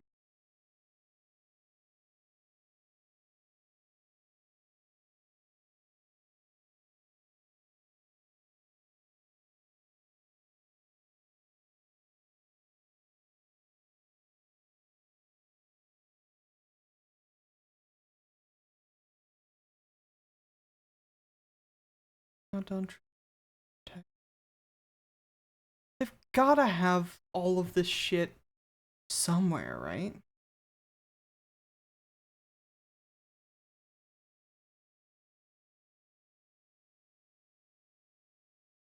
Ah, I found it. Cause this is important to me to get all of this info. So the first entry, because we're on entry number 2, part 2 of this entry. The first entry is The third man who desired judgment was Forhorn, who had bought from those. Forhorn, who had bought from those who made luxuries with the wood that was the prince's soul. The prince came and struck down the lover of Forhorn, and Forhorn knew the name of the king. So, diversity win, your favorite cult leader is gay. Among other things. And Forhorn said, I know you now, O prince, who was the arrogant man, and I anticipate your wish, and I will devote myself to spreading the teachings you have brought me, and the love of our king. Never caught up. And the prince was satisfied, and Forhorn called all those who would listen, and they formed an order of blessed agonies that would work to redeem the follies of the men of technology. That's... Order of Blessed Agonies is like a great name for a metal band. You know? That shit's just so good. Hell yeah, hell yeah. Where's Siobhan though? Look. Siobhan. I stared blankly. You know what? You're so correct. I don't know where Siobhan went, but I know where we have to go next. And the men of technology would be great for an industrial metal band. You're so right. There was I didn't look at it when we were in there initially, but there was like a little sign or whatever. A shingle, I think it's described as, from the unicorn that had like a unicorn head looking thing on it. In the, convention hall. She's for sure in the evil hotel? Oh, for sure. From somewhere to the west, I heard the familiar sound of a door being unlocked. A door? Linkman? Oh, Linkman was also the tall man. Linkman, wait! Well... I mean, we're gonna follow Linkman anyway. Lengthman! That's why he was the tall man for a second. Lengthman. Open door? Tasty. Look. Room. What had once been a kitchen was now some kind of torture room. I found myself wondering whether it was used for extracting information or merely to entertain the alternate hotel's hellish proprietor. Very tasty. Look. Wall. There was an interesting suggesting imprint of blood on the north wall, suggesting that some flayed victim had been hurled against it. Look, knife. Can I take one of those? An array of unpleasant-looking utensils hung from a series of hooks, drooling flesh blood down the wall. Take knife. I could not bring myself to touch the implements. Trilby, if this man comes after you, I know a knife is not going to help. The gun didn't help. A knife is also not going to help. But you cannot take him on empty-handed. Look, doors. 3 doors. The door back to the dining hall, a fire exit, and a third destroyed door beyond which stone steps led downward. Can we go through the fire exit? Bin door. Emergency door refused to budge, appeared to be jammed. Another OSHA violation. This hotel's gonna get a terrible review. Open door? It's mostly fallen apart. Look window. Look window. Soul window looked out on an orange-tinted backyard in a state of advanced disrepair. Fun. Open door. Are those single pixels bugs? I have to assume. Look room. Grimy cellar had been abandoned for some time. A large section of the floor was worn away. Worn down area had been conquered by a swarm of greasy black beetles. Look, beetles. Each was about the size of a child's fist. Excuse me? That's too big. Scuttled back and forth across the floor, slipping in and out of heavy cracks in the foundations. Looking at them made me feel quite nauseous. What's the look corpse?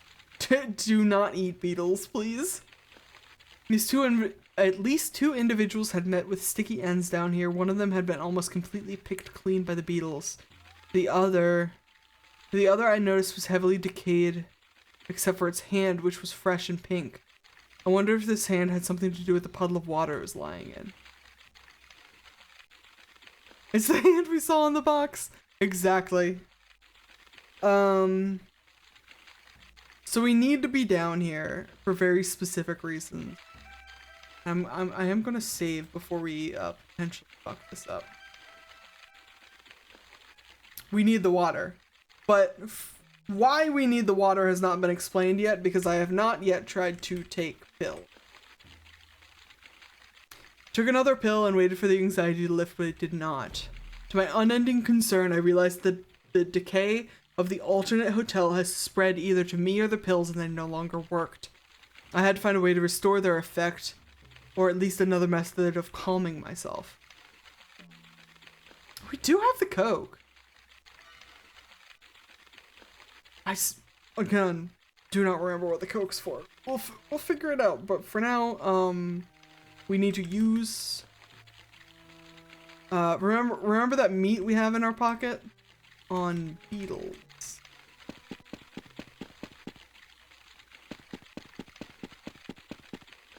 That's what the meat's for. It's for the beetles. Look, water. Far corner of the room was a puddle of water created by drips from above. It had a curious color to it, and the drops seemed to glow with their own illumination. The liquid is having a strange effect on a nearby corpse. Green water. It was almost as if the water was drawing me to it. Not like a scrabbling thing in my mind, like the chisel or the painting, but more like a beckoning siren. I couldn't help myself. I crouched down right next to this flayed corpse and dipped my hand in. It felt uncommonly refreshing, and brought an amount up to my lips, my unhygienic surroundings forgotten. As a pleasant feeling of simultaneous coolness and warmth spread from my stomach, I realized that the water had some sort of rejuvenating effect. I had no explanation for this, but at the time I didn't care. I was beginning to feel in the back of my mind that familiar tickling sensation that indicated a reality shift, so I swiftly scooped up a few drops of the liquid into my pill bottle, shaking it through the remaining pills. Aww. We're back! Oh my god. Yippee! In the basement? Look room. Hotel cellar was lit up by a single spotlight. It seemed to be almost completely bare, but for some dusty cardboard crates and a wine rack. There's a bottle in that wine rack, right? Look. Wine rack. Wine rack was severely understocked. The hotelier had no doubt been meaning to refill it. One bottle remained a dusty green color. Can I put that in my pocket? Take wine bottle. I doubted I could have taken that with me. Don't lie to me, Trilby. You could absolutely shove that up your ass. You know what? Drink wine. It didn't make sense to me. Go up there. I did walk there, Trilby. Okay, fine. Back in the kitchen. Look room. The hotel kitchen was deserted and completely sterile. Whatever had happened to the staff, it had happened before they had started preparing dinner. Sure.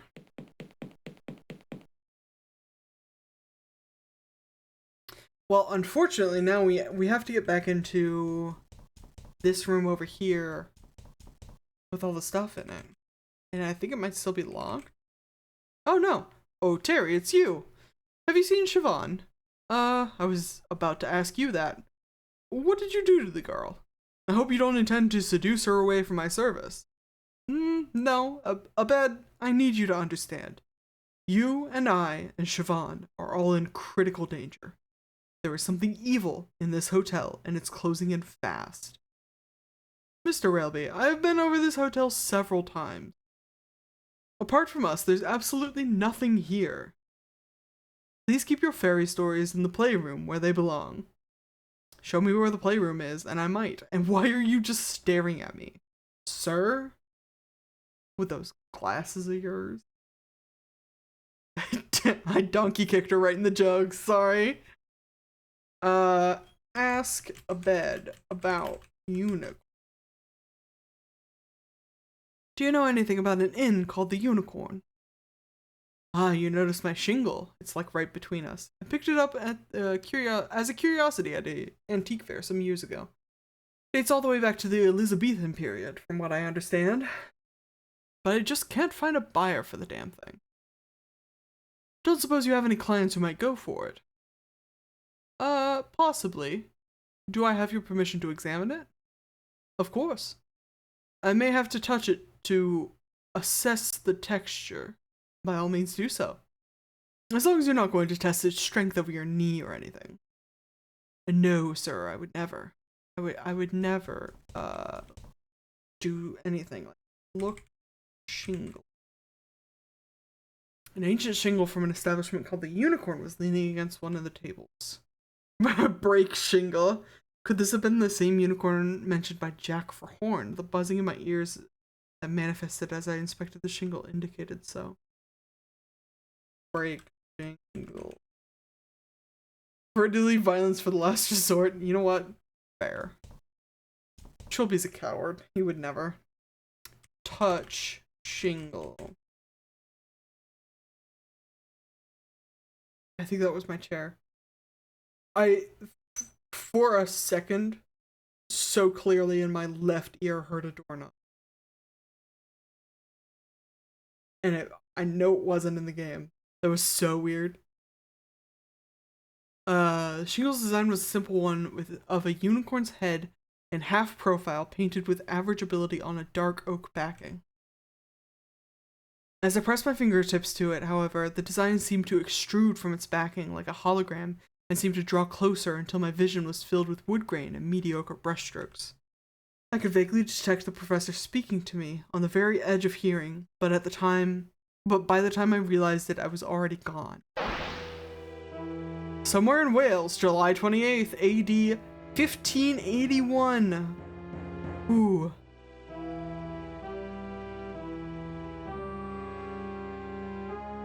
Make sure your chair has a protective plate in the seat. I'm pretty sure it does. This chair has lasted me several years. Owen Somerset, a name that is definitely familiar to us, a traveling merchant, was on his way back to his wife and family in London, having concluded some business dealings in... Excuse me? Ceredigion? Ceredigion? Sure. Caught suddenly by a summer storm, he spied the inn by the side of the road and marveled at his good fortune. Faith, 'tis an evil storm that blights the sky tonight. Aye.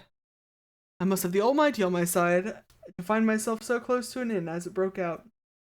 Aye, perhaps. The innkeeper seemed quite taciturn, but Owen was in a good mood and was determined for it not to leave him. It was probably too late to continue riding, even if the storm cleared. Owen decided to inquire after a room for the night. Perchance. Perhaps. He's got like a fancy little cape. Fancy little lad cape. And a beret. Ask in or room.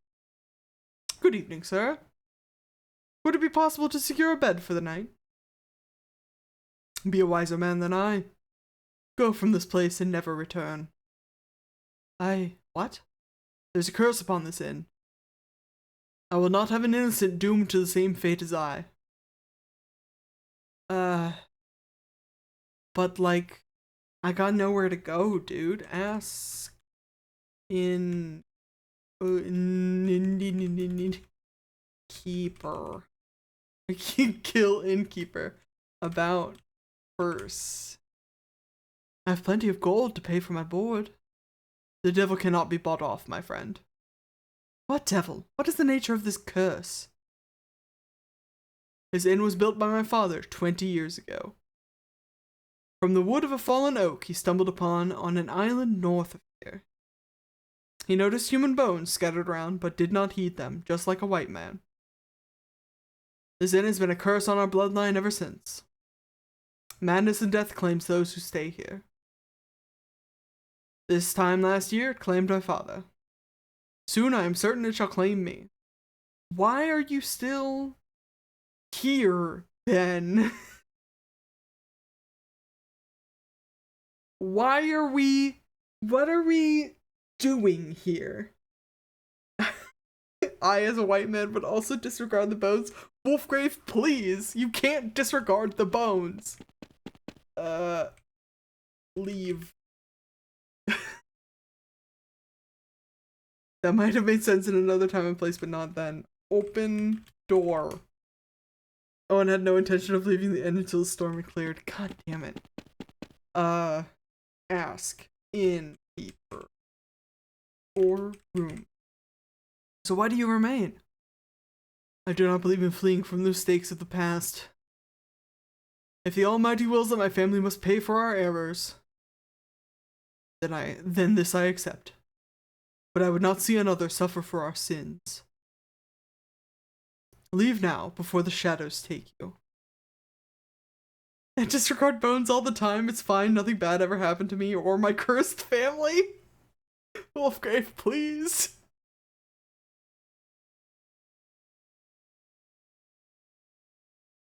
Here.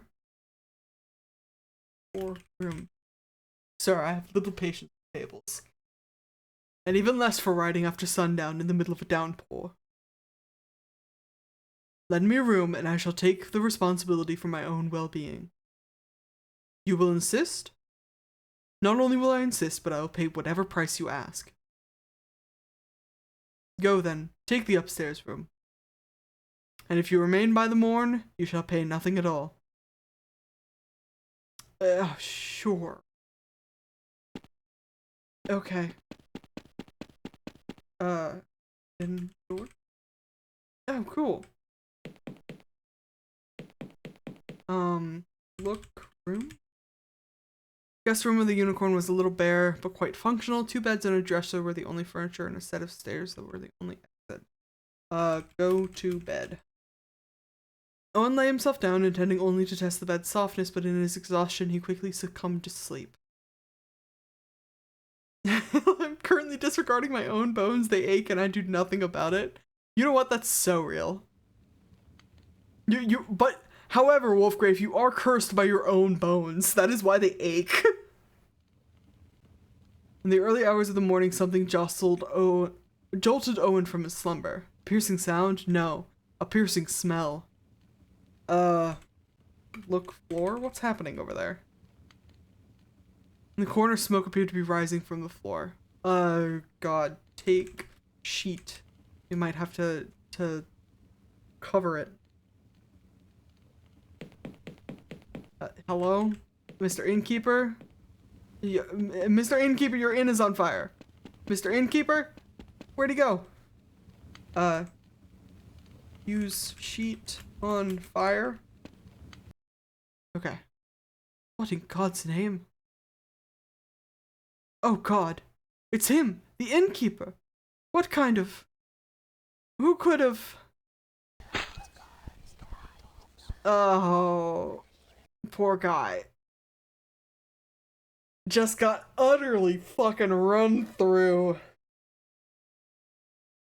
Ooh. Once again, I returned disoriented from my vision. I was closing in on the source of the madness. The innkeeper had said the wood came from a tree on an island. Could that have been Clanbronwyn Island? Even what I was seeing, it seemed a valid, if worrying, possibility.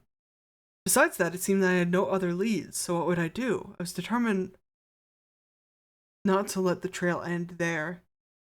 If there were just a single clue, if there were just a single piece of paper left on the ground by the threshold of a door, perhaps it could assist me in my further investigations. Nay, paper is like bones, best disregarded.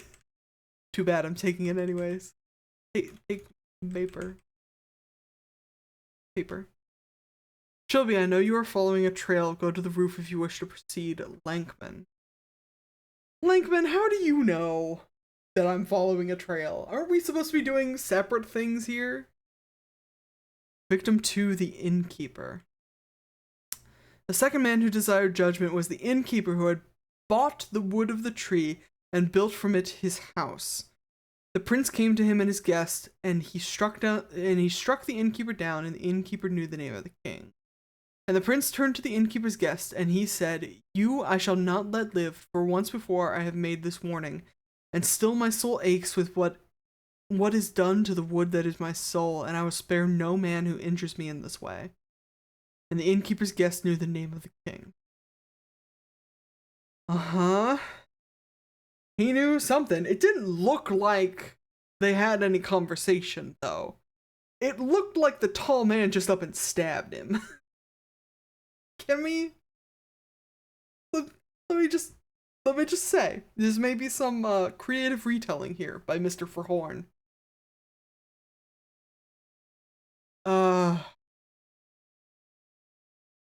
But now what? We gotta look into the hotel history? Also, where did fucking Abed left? Abed? Oh, there he is. Abed?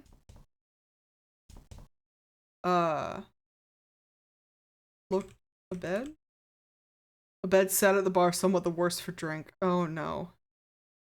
He appeared to be staring fixedly at a disembodied porcelain head in front of him. You guys remember that torso that we found in the other world? We might need this head. But he also might not want to give me this head. So no head, Abed? So no head? Ask Abed about head. Head for a head? May I borrow that head, Professor? Oh, I see. You took one companion of mine away, and now you want another. So you haven't found Siobhan yet? Abed, it's just a head. What could you possibly need it for? You don't understand. No one understands me. God. Go get me a drink, then we'll talk. Okay, fine. Well, I know there's a wine bottle in the basement. You probably shouldn't have more wine, though. If he's already in a, nobody understands me, leave me alone kind of mood, can I give Abed soda? Speedy Cola. Look. Speedy Cola. Highly effective energy drink. I usually steer clear of caffeine. It tends to make me... Oh! Speedy Cola! I think this is just used if you need to get back into the other world. The dark world. Quicker. That makes sense. So you don't necessarily have to just go walking around the whole time. Give me 3 seconds. I've got a fucking hangnail type situation, and it's bugging the piss out of me. Perfect. We could try to give it to him still. Give Abed Speedy Cola. Perhaps I should try rephrasing that. Give Speedy Cola to Abed. I think they want me to get the wine. Send him to the other hotel. I don't think he's been yet, but he might be on the verge of going. Open door.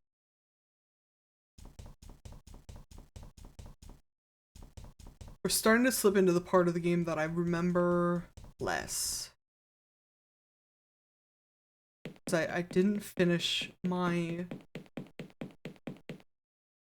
rewatch before I started stream, but I'm sure it will be fine. Well, you're gonna make me walk all the way over there. Take wine. Took the wine. Perhaps this would appease the drunken professor upstairs.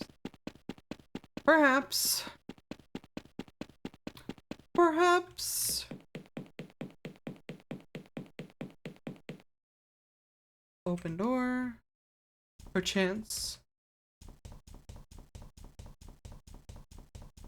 There's only one way to find out. Simply. Oh, god damn it.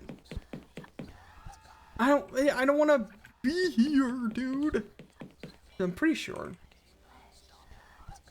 Yeah, you're not gonna. Also, actually, let me take the pill.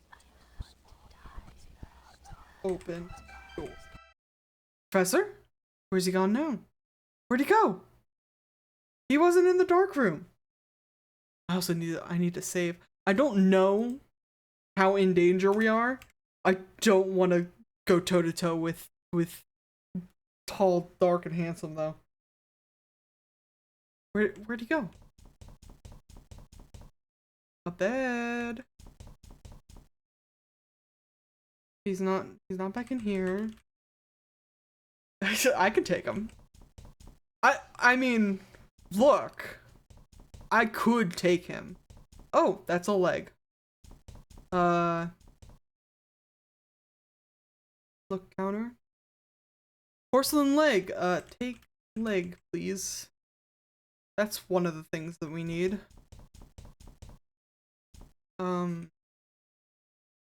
My leg. And that's an arm.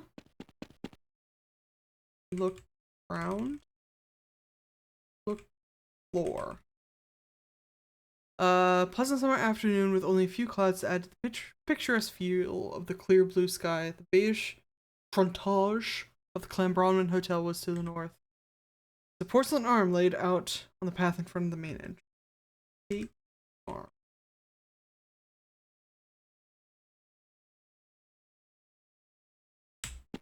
We continue. So we have one leg, one arm. I'm assuming need 2 arm, 2 leg, and a head.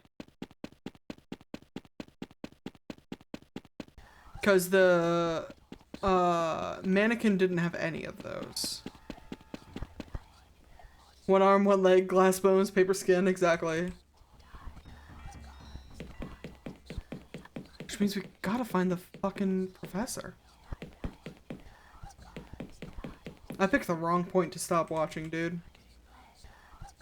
Oh, god no. He shifted. Professor! Oh, no. A bed's drunken misery had caused him to shift into the dark hotel. Jolly man of whom I had grown fond lay decapitated on the floor. With Siobhan's disappearance, I was now truly alone. The professor had known nothing of the horror. He was blameless and ignorant of any matter involving Defoe Manor or cursed idol. But it seemed my dark captor cared little for these facts. Why haven't you killed me too, you skinny bastard? If you could do it so easily, so quickly, why won't you face me? Don't agitate him like that, Trilby. You cannot take him. A display of warped sense of humor, the porcelain head was sitting where a bed's old one had been. Oh, a bed. Take head. I pulled the head out of the stump, trying not to think about the wet cracking noise this caused. Ugh. He can't. Well, he can only in my fanfictions, I think.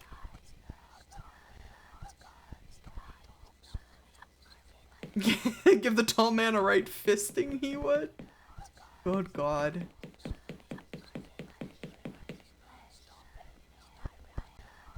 Guess I'm just gonna keep checking doors. Take more meat.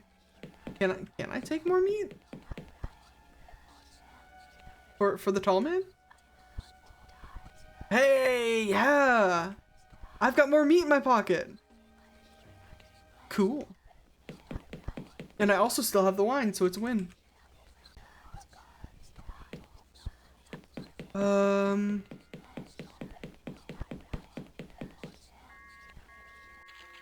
Nothing done.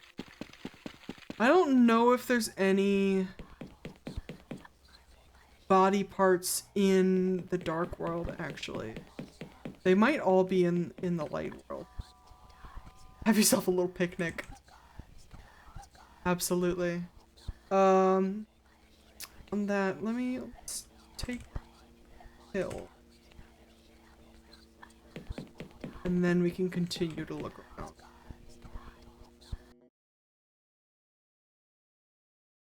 It's truly harrowing. Being in there with all the whispers. God. Oh, God. Help.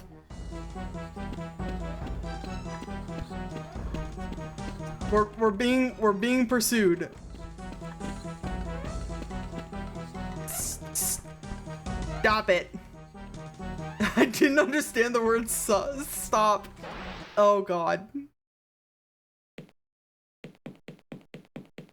The visions are getting worse. Jammed again. Jammed again. Open odor.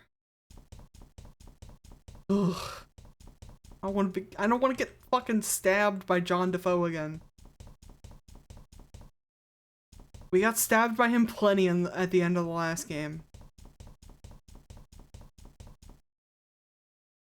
Door still unlocked. There's another leg.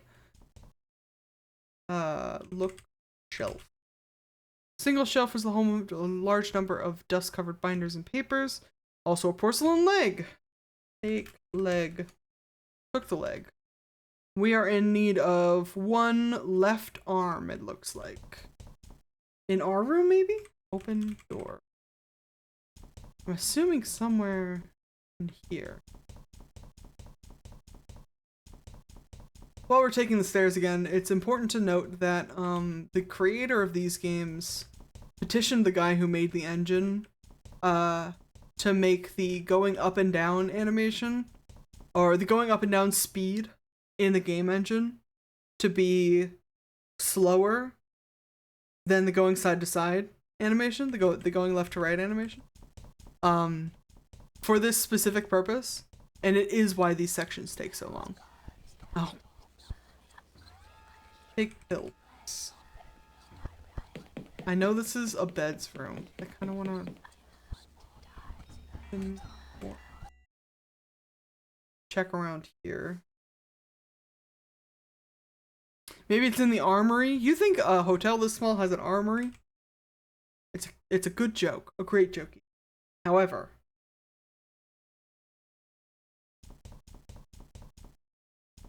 we're on 3rd floor, right?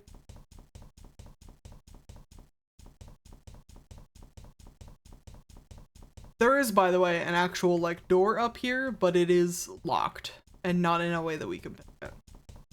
So you have to find this stuff.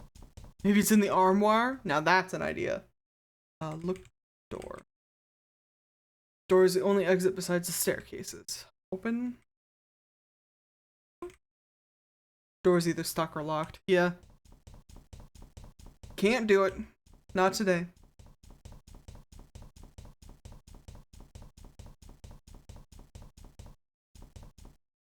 Oh, we are in 3C. Open door? Yep, there's the arm. It's just on my bed, which is cool and not fucked up at all. Look, bed. Neatly made bed, neatly made bed, dressed in chintzy fabrics, occupied a corner of the room. For some reason, a porcelain arm had been laid out on the bed. Take arm. Took the arm with me. Okay. Thank you, Trilby. Thank you for being so cooperative. In fact, I'm going to save. Open the door.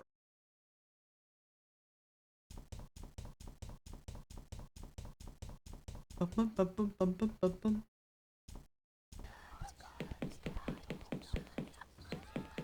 I don't know what you need the speedy cola for. It's so easy to just go back and forth. All right. Look. Body? Porcelain mannequin with bits missing. I don't know how you're gonna word this. Fix mannequin. God. Use. Yeah, it's probably just gotta be.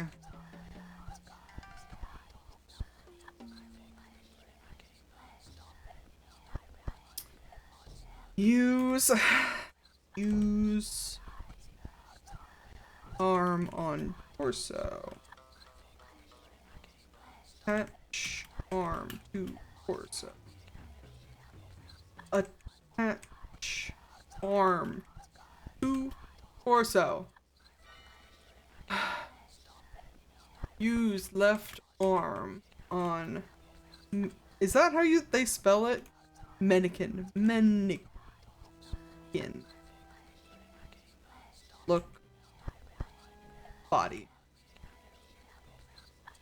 It does respond to body. Use arm on body.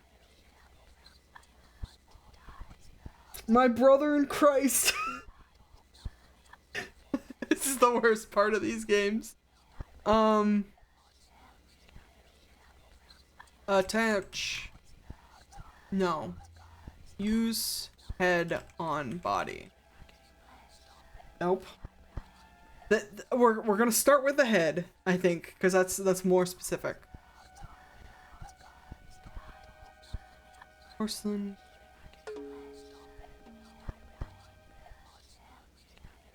Put head on body. Yes, thank you.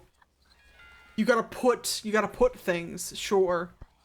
Replace the left arm, replace the right arm, replace the left leg, replace the right leg, and replace the head. There you go. Body was intact for reasons I couldn't explain. I sensed that something had changed back in the real world. What kind of ridiculous locking mechanism is this? You know what? You should say it, Trilby. You should. But it's not gonna help you any. Okay. Take pill. Took another pill. Ugh.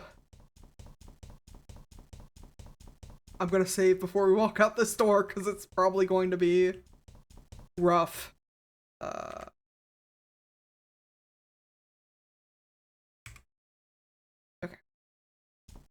Open. Door. Oh. Ooh. What a view. And guess what?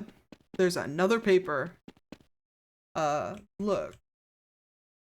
View the island was spectacular, but most of the roof seemed to be sectioned off by a metal fence. But the only feature within reach was the paper held down by a stone. It's paper! Kill it!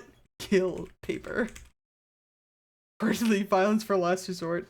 Take paper. No, Lord. Glenbrownman Island, July 28th, 1501, baby. That sure looks like a cut down tree. A sturdy tree, this. Took us from dawn to dusk, but we finally have it down. I'm tired, Father. It was indeed clever of us to investigate this island, eh, boy? I've never seen such a gigantic oak, nor do I expect to again. But its wood shall keep us in the business of carpentry for years to come. Father, look at those stones. You think there was once a house here? It matters not. Why must you always look everywhere but at what matters? This is your... Father? Is something troubling for you, Father? Oh...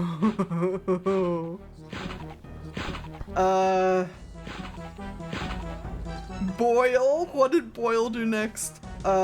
He's got a rock at his feet. Only watch paralyzed as a demon tore into his father. Shit himself. Poop his pants. Pick up stone. Throw stone at man. Oh. This is fine, definitely. Oh. Oh no. Oh, why am I here? Oh, Trilby's having some trouble. Trilby's, whoa. What? Where am I? Must have shifted into the dark world during the vision. Trilby, Siobhan? Oh, thank God. I thought I was all alone. What happened to you? I don't know. After you knocked me out in my room, I woke up and everything was like this. The hotel's ruined. There's blood everywhere. I saw this horrible man. Tall, thin, long black coat. You know him? Enough to know you're lucky to be alive. He didn't notice me, so I ran up here to hide. How did you get past the doll? What doll? Trilby, what the hell is going on? I told you what would happen if you followed me into the shadows. This isn't your problem. Take these. Oh, don't give her all of them. What are these? Tranquilizer pills. Take one. When you calm down, the hotel will go back to normal. Won't you need them? I don't need to run away anymore. Yes, you do, Trilby. Trilby, wait! Where are you going? I know enough now. I know where the wood came from. Perhaps I can find a way to end it. So I was right. The cursed wood came from Clan Bronwyn Island. But what good does that knowledge do me? Wait a second. I never got around to reading the letter that I took from under that rock. Also, the doll is still here. That's such a wild thing to say out of context. Truly. Also, the glitching I think is purposeful, because he's like losing touch with reality. From the glitching from that cutscene. Trilby, I'm very close to ending this. Meet me in the hotel basement. I must show you my discovery, Lankman. I know where the wood came from. Alright, dude, cool. It's like, you have to give him some credit. It's like knowing where the sauce, how the sausage is made, you know? Sometimes you have a revelation and you just gotta say it out loud. The other page was one of those religious papers. Oh boy, let me take a sip. I'm saying that forever now. I know where the wood came from. When anyone asks me how I'm doing, I'm just gonna be like, I know where the wood came from. 1,000-yard stare. The Book of Victims. Victim number 1, the woodcutter. The first of those against whom the prince sought vengeance was the woodcutter, who had held the axe that first felled the tree. The prince came to him and his son, and he struck the woodcutter down, and the woodcutter knew the name of the king. Also, I did see your message, Wolfgrave. I do not know how he cut it so high in that cutscene. It's like, the cut is like taller than him, and in the I don't know if they had like long saw technology in the 1500s. And I know his son couldn't have done it with him, you know? They did? I guess they could have, but he was holding an axe, just like a regular wood chopping axe. So I don't know how he did it. Long saws don't make a peaked cut, that's right too. The prince turned to the woodcutter's son and he said, "You I shall let live, for you are young and of the innocent, and that you may go among your people and tell them of what I will wrought." Immersion's gone. Wolfgrave's back out of the game again. Rip and pepperonis.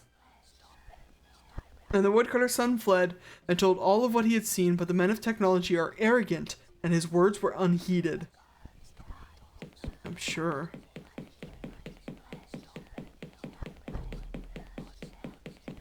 Which basement? The basement with the bugs in it? Is that where we're going? Also, I'm becoming increasingly concerned that we're gonna get stabbed in this fucking hotel. We're almost at the end of the game now, though. So, that's exciting.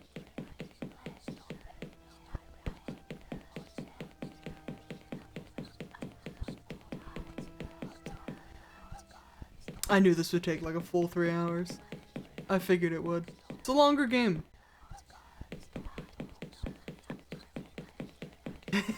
Panic at the Disco has nothing on stabbed in the hotel. So right. Stabbed in the hotel would make a great pop punk. Pop? They're not even punk anymore, are they? I don't know if they ever were. I'm just speaking out of my ass. Open door. They're emo. That's fair.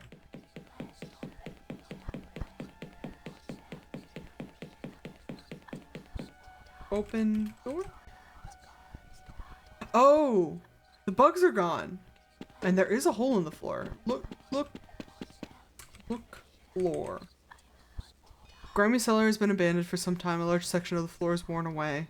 Someone had dug a hole in the foundations, large enough to admit a man. Fill hole, huh?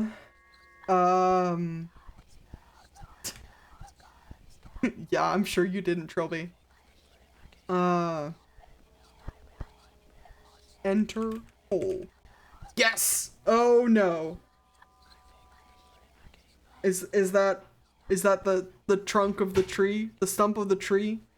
Is this hotel built on top of cursed tree stump? I was in some kind of cavern dug out of the rock beneath the hotel. It seemed to be in a constant state of flux, flitting back and forth between the real world and its dark twin. I was certain that the gigantic stump in the middle of this floor had something to do with this. Look, stump. This was it. I was certain. The remains of the tree that Boyle and his father had cut down, its wood being later used to construct an inn, a harpsichord, a shipping crate, and an idol. I could feel that same scrabbling in my mind that I had felt before all of my visions. This time it was the stump itself that seemed to be beckoning me closer. Touch stump?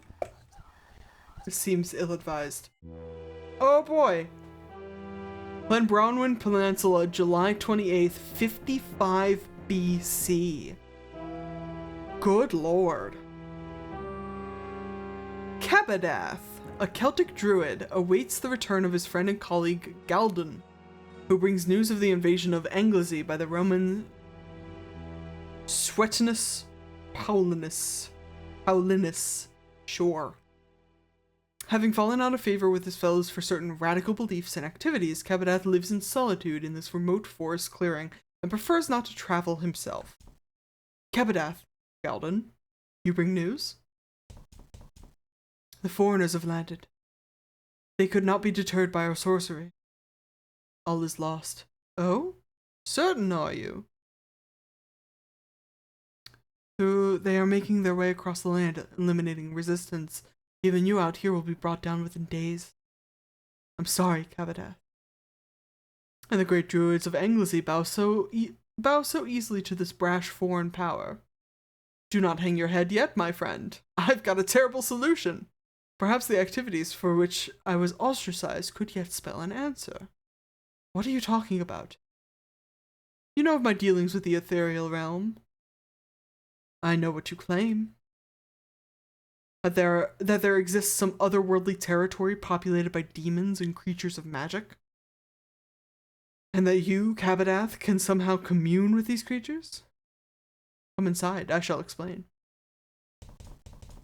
Oh, Lord. Sacrificing a child, that's how to stave off Rome? Cabadath, what is this madness? In my dealings with the ethereal realm, I have learned of many powerful demons and elementals. But there's one spoken of only reluctantly, a beast possessing of awesome power.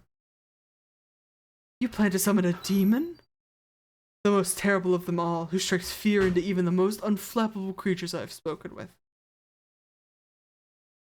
A pain elemental, indeed the only pain elemental, ruler of a desolate wasteland where none venture. An invulnerable, hugely potent beast that feeds on the agony of others, and today is his day. The day when the boundaries between the realms weaken and he glimpses our world. To bring him through at that point should be simple. Even if you could conjure such a thing, how would you have it defend our land? I have much knowledge in the ways of magic. With the correct bindings, any demon can be forced to my will. Sure, Cabadath. I completed the preparations while I waited for your return. All that remains is the summoning.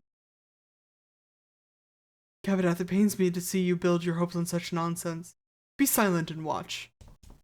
Go big or go home, exactly. You shall see your nonsense soon enough. In this hall of death, and by the light of Belenus' gift, I summon you. I bring you gifts to mark your path. I feed you with pain. I call you with madness. I summon you with the greatest loss. And I bind you by your true name, Chizo. By the gods. I have reached out to you through the void, Chizo. I command you by your true name. Show yourself. Kabadath, please stop this. Show yourself. Oh. It's huge. It is larger than I anticipated. But Chizo must obey the rules of magic. Must he? It is bound. I can command it. Oh no, no. It is far more powerful than I thought. Galden, help me. Forgive me, Kabadath. No! Galden, I beg you! Don't let it take me alive! Oh no, wizard hubris. He done fucking did it. Chizo, of course, has no use for meat. It feeds on pain. It does not kill its prisoners. Kabadath's agony was a particularly rare morsel, and Chizo ensured it would last. And turned him into a tree.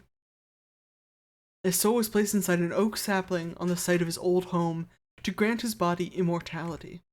For 5 centuries, as the tree grew, he knew torment beyond even his most depraved imaginings. By then his body was warped and his mind long fallen into soulless dementia. He was Chizo's, utterly and completely his slave. Trilby! Savon, you're supposed to leave. I couldn't, Abed, the professor, he's dead. I know. He was killed by the shadows. Just like they will kill you if you don't get away from here. What is this place? This cave is the center of the reality shift. This stump is what's causing it all. How? It is the vessel for the soul of the tall man. The acolyte of Chizo. Linkman. Nice to see a friendly face. No, he's not. Don't worry. Amazing, isn't it? Of all the things Sir Roger could have used to murder his son, he chose that idol. Placing the soul of John Defoe into the wood alongside Kabadath's. Infusing the poor boy with Chizo's magic, allowing him to come back infinitely more powerful than before. Certainly pretty lucky. Lucky. Chizo had to wait 2,000 years for that opportunity. The opportunity to blend magic and science in a single entity. The opportunity to create the bridge. What are you talking about? The bridge between the realms, over which Chizo will cross into our universe and purify mankind. Our order has waited 200 years for the prophecy to be fulfilled. You're not with the Ministry of Occultism. Who are you? 200 years ago, the prophet Jack Verhorn founded the Order of Blessed Agonies. Since then, we have grown and watched and waited. It was only in recent years that events foretold in the Book of Chizo began to occur. It mentioned John Defoe, and it mentioned you. Me. You were the one prophesied to guide the Bridgekeeper to his destiny. But you didn't finish the job. All 3 aspects of John Defoe had to be destroyed to create the bridge: body, mind, and soul. You only destroyed his body. His soul and mind remain. Had I known about this, I wouldn't have even done that. That will truly disappoint my superiors. They were quite adamant that I should try to persuade you to join our cause and fulfill your foretold duty. Is that why you were helping me? They thought if I guided you through your visions, showed you the appropriate passages from our holy books, you'd understand that the prophecy is real. You honestly believed I'd join some insane cult just because you handed me some leaflets? Personally, no. Oh, you've been stabbed. A knife in my gut brought an explosion of ice-cold agony. I heard the pitter-patter of my blood on the rocky floor. The pain, the surprise, and my exhaustion went together to cause immediate unconsciousness.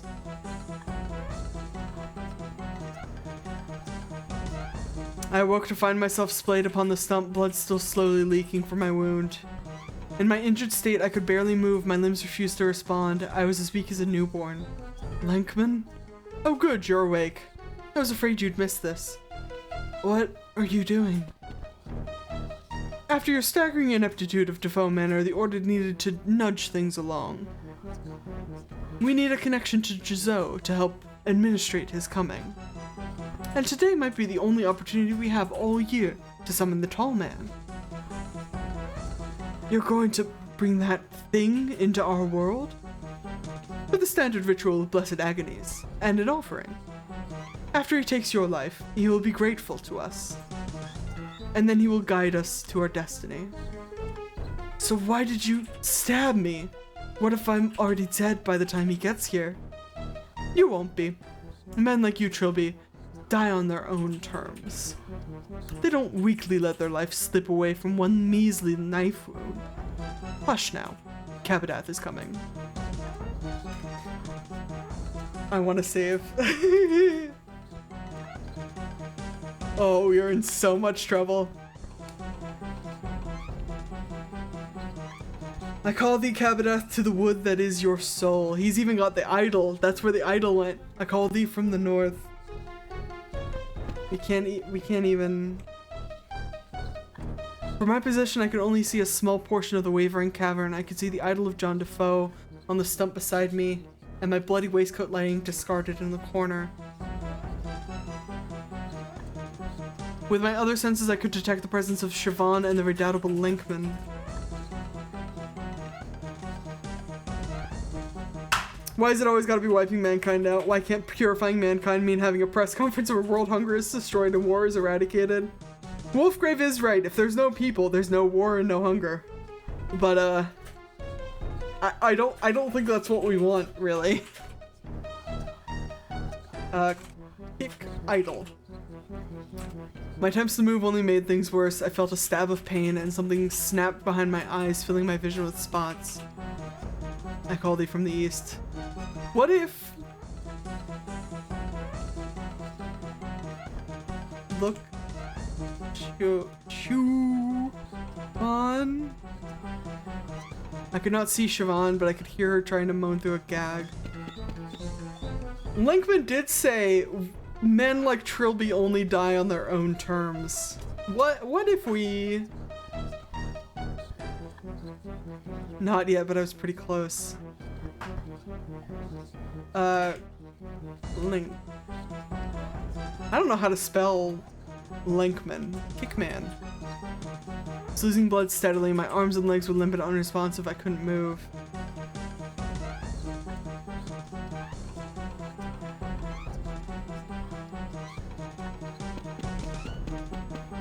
I think we have to time this right.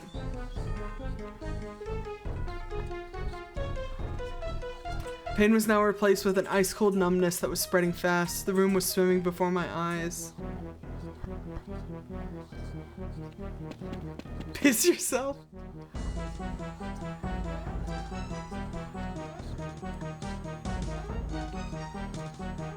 Movie.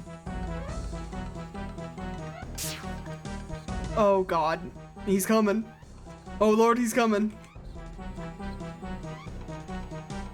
Reality flits from realm to realm, tormented, confused. End this madness that we might bring thee to us.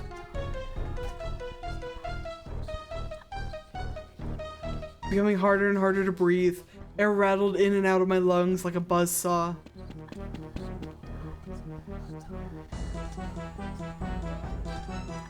There's gonna be a moment. End it, Kabadath. Oh, don't do it. Get waistcoat? No, we're not moving from this spot. I present thee with blessed agonies, body, mind, and soul.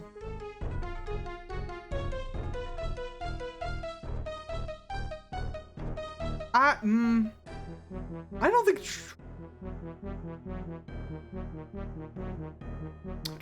Trilby has satisfied all of those yet, actually. Visions clouding around the edges. It seemed like my stubborn will was the only thing keeping me alive. There it is. I died. I present thee with the guide, failed in his duty for thee to judge.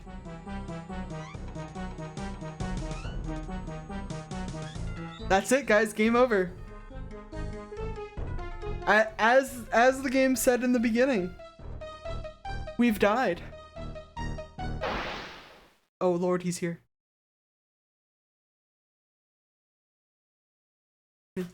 Hello, sir. What?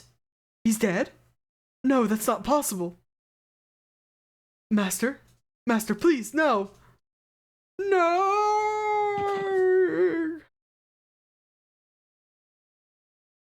Rip. Trilby? Oh! Go back, Trilby. Leave me alone. I'm dead. Not yet. Not fully. Your mind and soul are drifting apart from your body. Who is this? With enough power, there's still time to pull them back. But you must have the will to return. Forget it. I've had enough. I did the assignments and made myself useful. I lived up to the reputation Defoe Manor gave me. Today I gave everything I could. And I still died. There is still work to be done. You have not yet completed your duty. I'm sick of duty. I'm sick of prophecy. Just let me sleep. Stronger men than you have tried to fight destiny. None succeeded. Past, present, and future are all different faces of the same die, and few can see them all at once. But I can, and the future demands that you live. Return now. I have marked the past. Please just let it end. Pleading to me is useless. I am just as much a prisoner of fate as you. The future your actions are destined to bring about has already taken place. Without your part, I would not be here to restore you to life. So you see, by my mere presence, your decision is already made. Who are you? A murderer, and a madman, and a puppet of forces neither of us could possibly comprehend. We're back, baby. Trilby, say something. What? You're alive. Oh God, I didn't even know if I was doing it properly. But I did it. You're alive. Where's Linkman? That tall man took him. He did something horrible to him. And then he took him away. Where's my waistcoat? Shh, don't talk. I've already called for an ambulance. Let's get you back upstairs. Wait. See that wooden idol? Yes? Bring it with us. Wrap it tightly in clothes and bring it with us. Don't let it touch your bare skin. Okay. That was not John. Yeah, it was, like, close, but I don't think it was John. And now it sits across from me.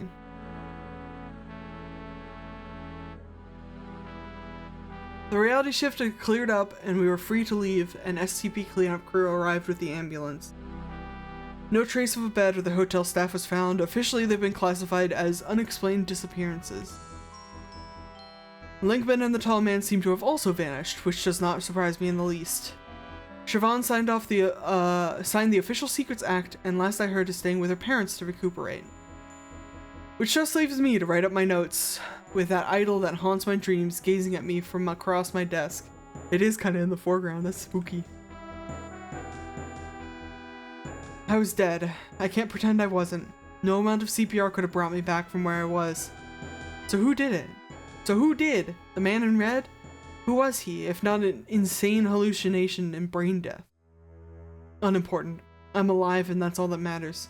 Just that, and the destiny of this wretched statuette that I'm apparently fated to carry out. Every instinct of my being wants to burn it to ashes and grind them into the dirt, but I do not. Linkman spoke of prophecy, that the destruction of John Defoe's soul would somehow help him in his order summon the Dark God. So if I destroy the idol, they win. But what else can I do? Certainly can't keep it. I know from experience that it leaks malevolent influence like a broken pipe leaks water. The only other option is to hide it. But where can I hide such a thing and ensure that it's never found again by human hands? Yeet it to the sun! I shall have to think about this. Trilby, 7/29/1997.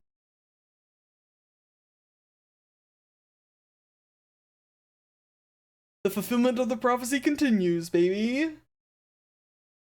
The ritual of the summoning of Chizo will go ahead. Events have been set in motion that cannot be stopped. Oh, Lord.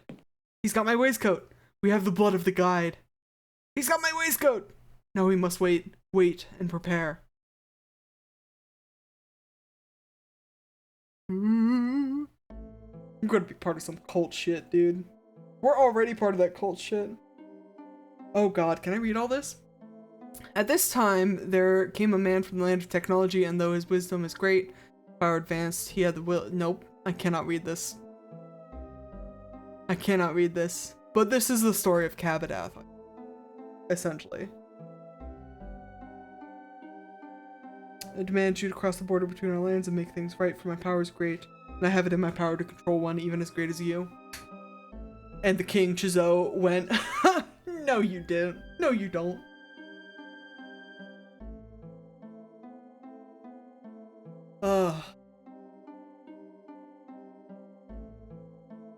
While my capabilities are many, it is possible for me to enter the land of technology, for the border is a dark and treacherous ocean that I cannot will away. Oh, arrogant man. I'll rescue you from the darkness in the land of technology. I don't know if you rescued him. I think you've fucked him up. Irreparably.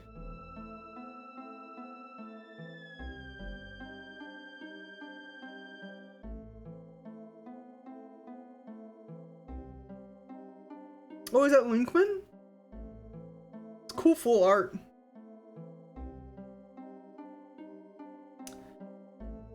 Separated them from his soul, placed it in the tree, and you are the tree, and the tree is you, and the wood is your soul. Should any man interfere with the tree that is your soul, on the day that is mine, I shall lend you the power to confront them. Yes, July 28th or whatever. I don't know why that's the day.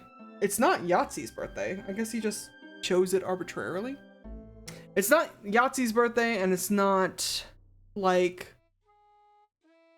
I don't think it's, like, the center of the year, you know? Because that would be in, like, June, right?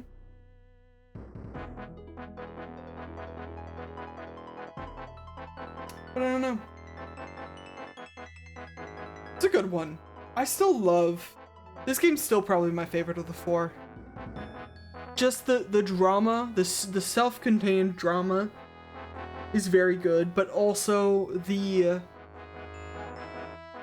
stuff that it sets up for the last game, and then, like, also the stuff that it makes clear from the previous games is also very good. I really liked the flashback incorporation, you know, to kind of explain what has happened, where we've been.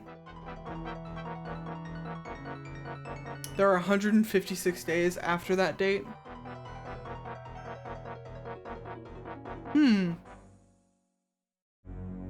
Yeah, 209 before. That definitely doesn't make it centered.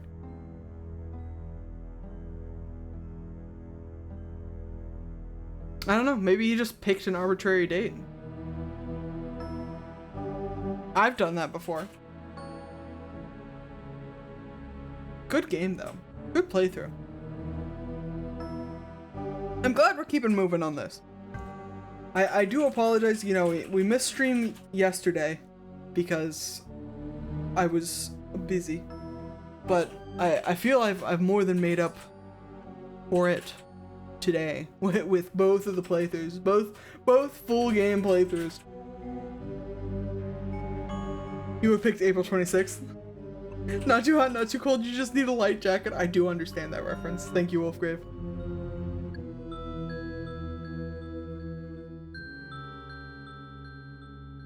Good game. Earth lined up with the other planets on that date, or an eclipse? Maybe. Eclipses wouldn't work that evenly all the time, though. You know what I mean? You know what I mean? You know what I'm saying?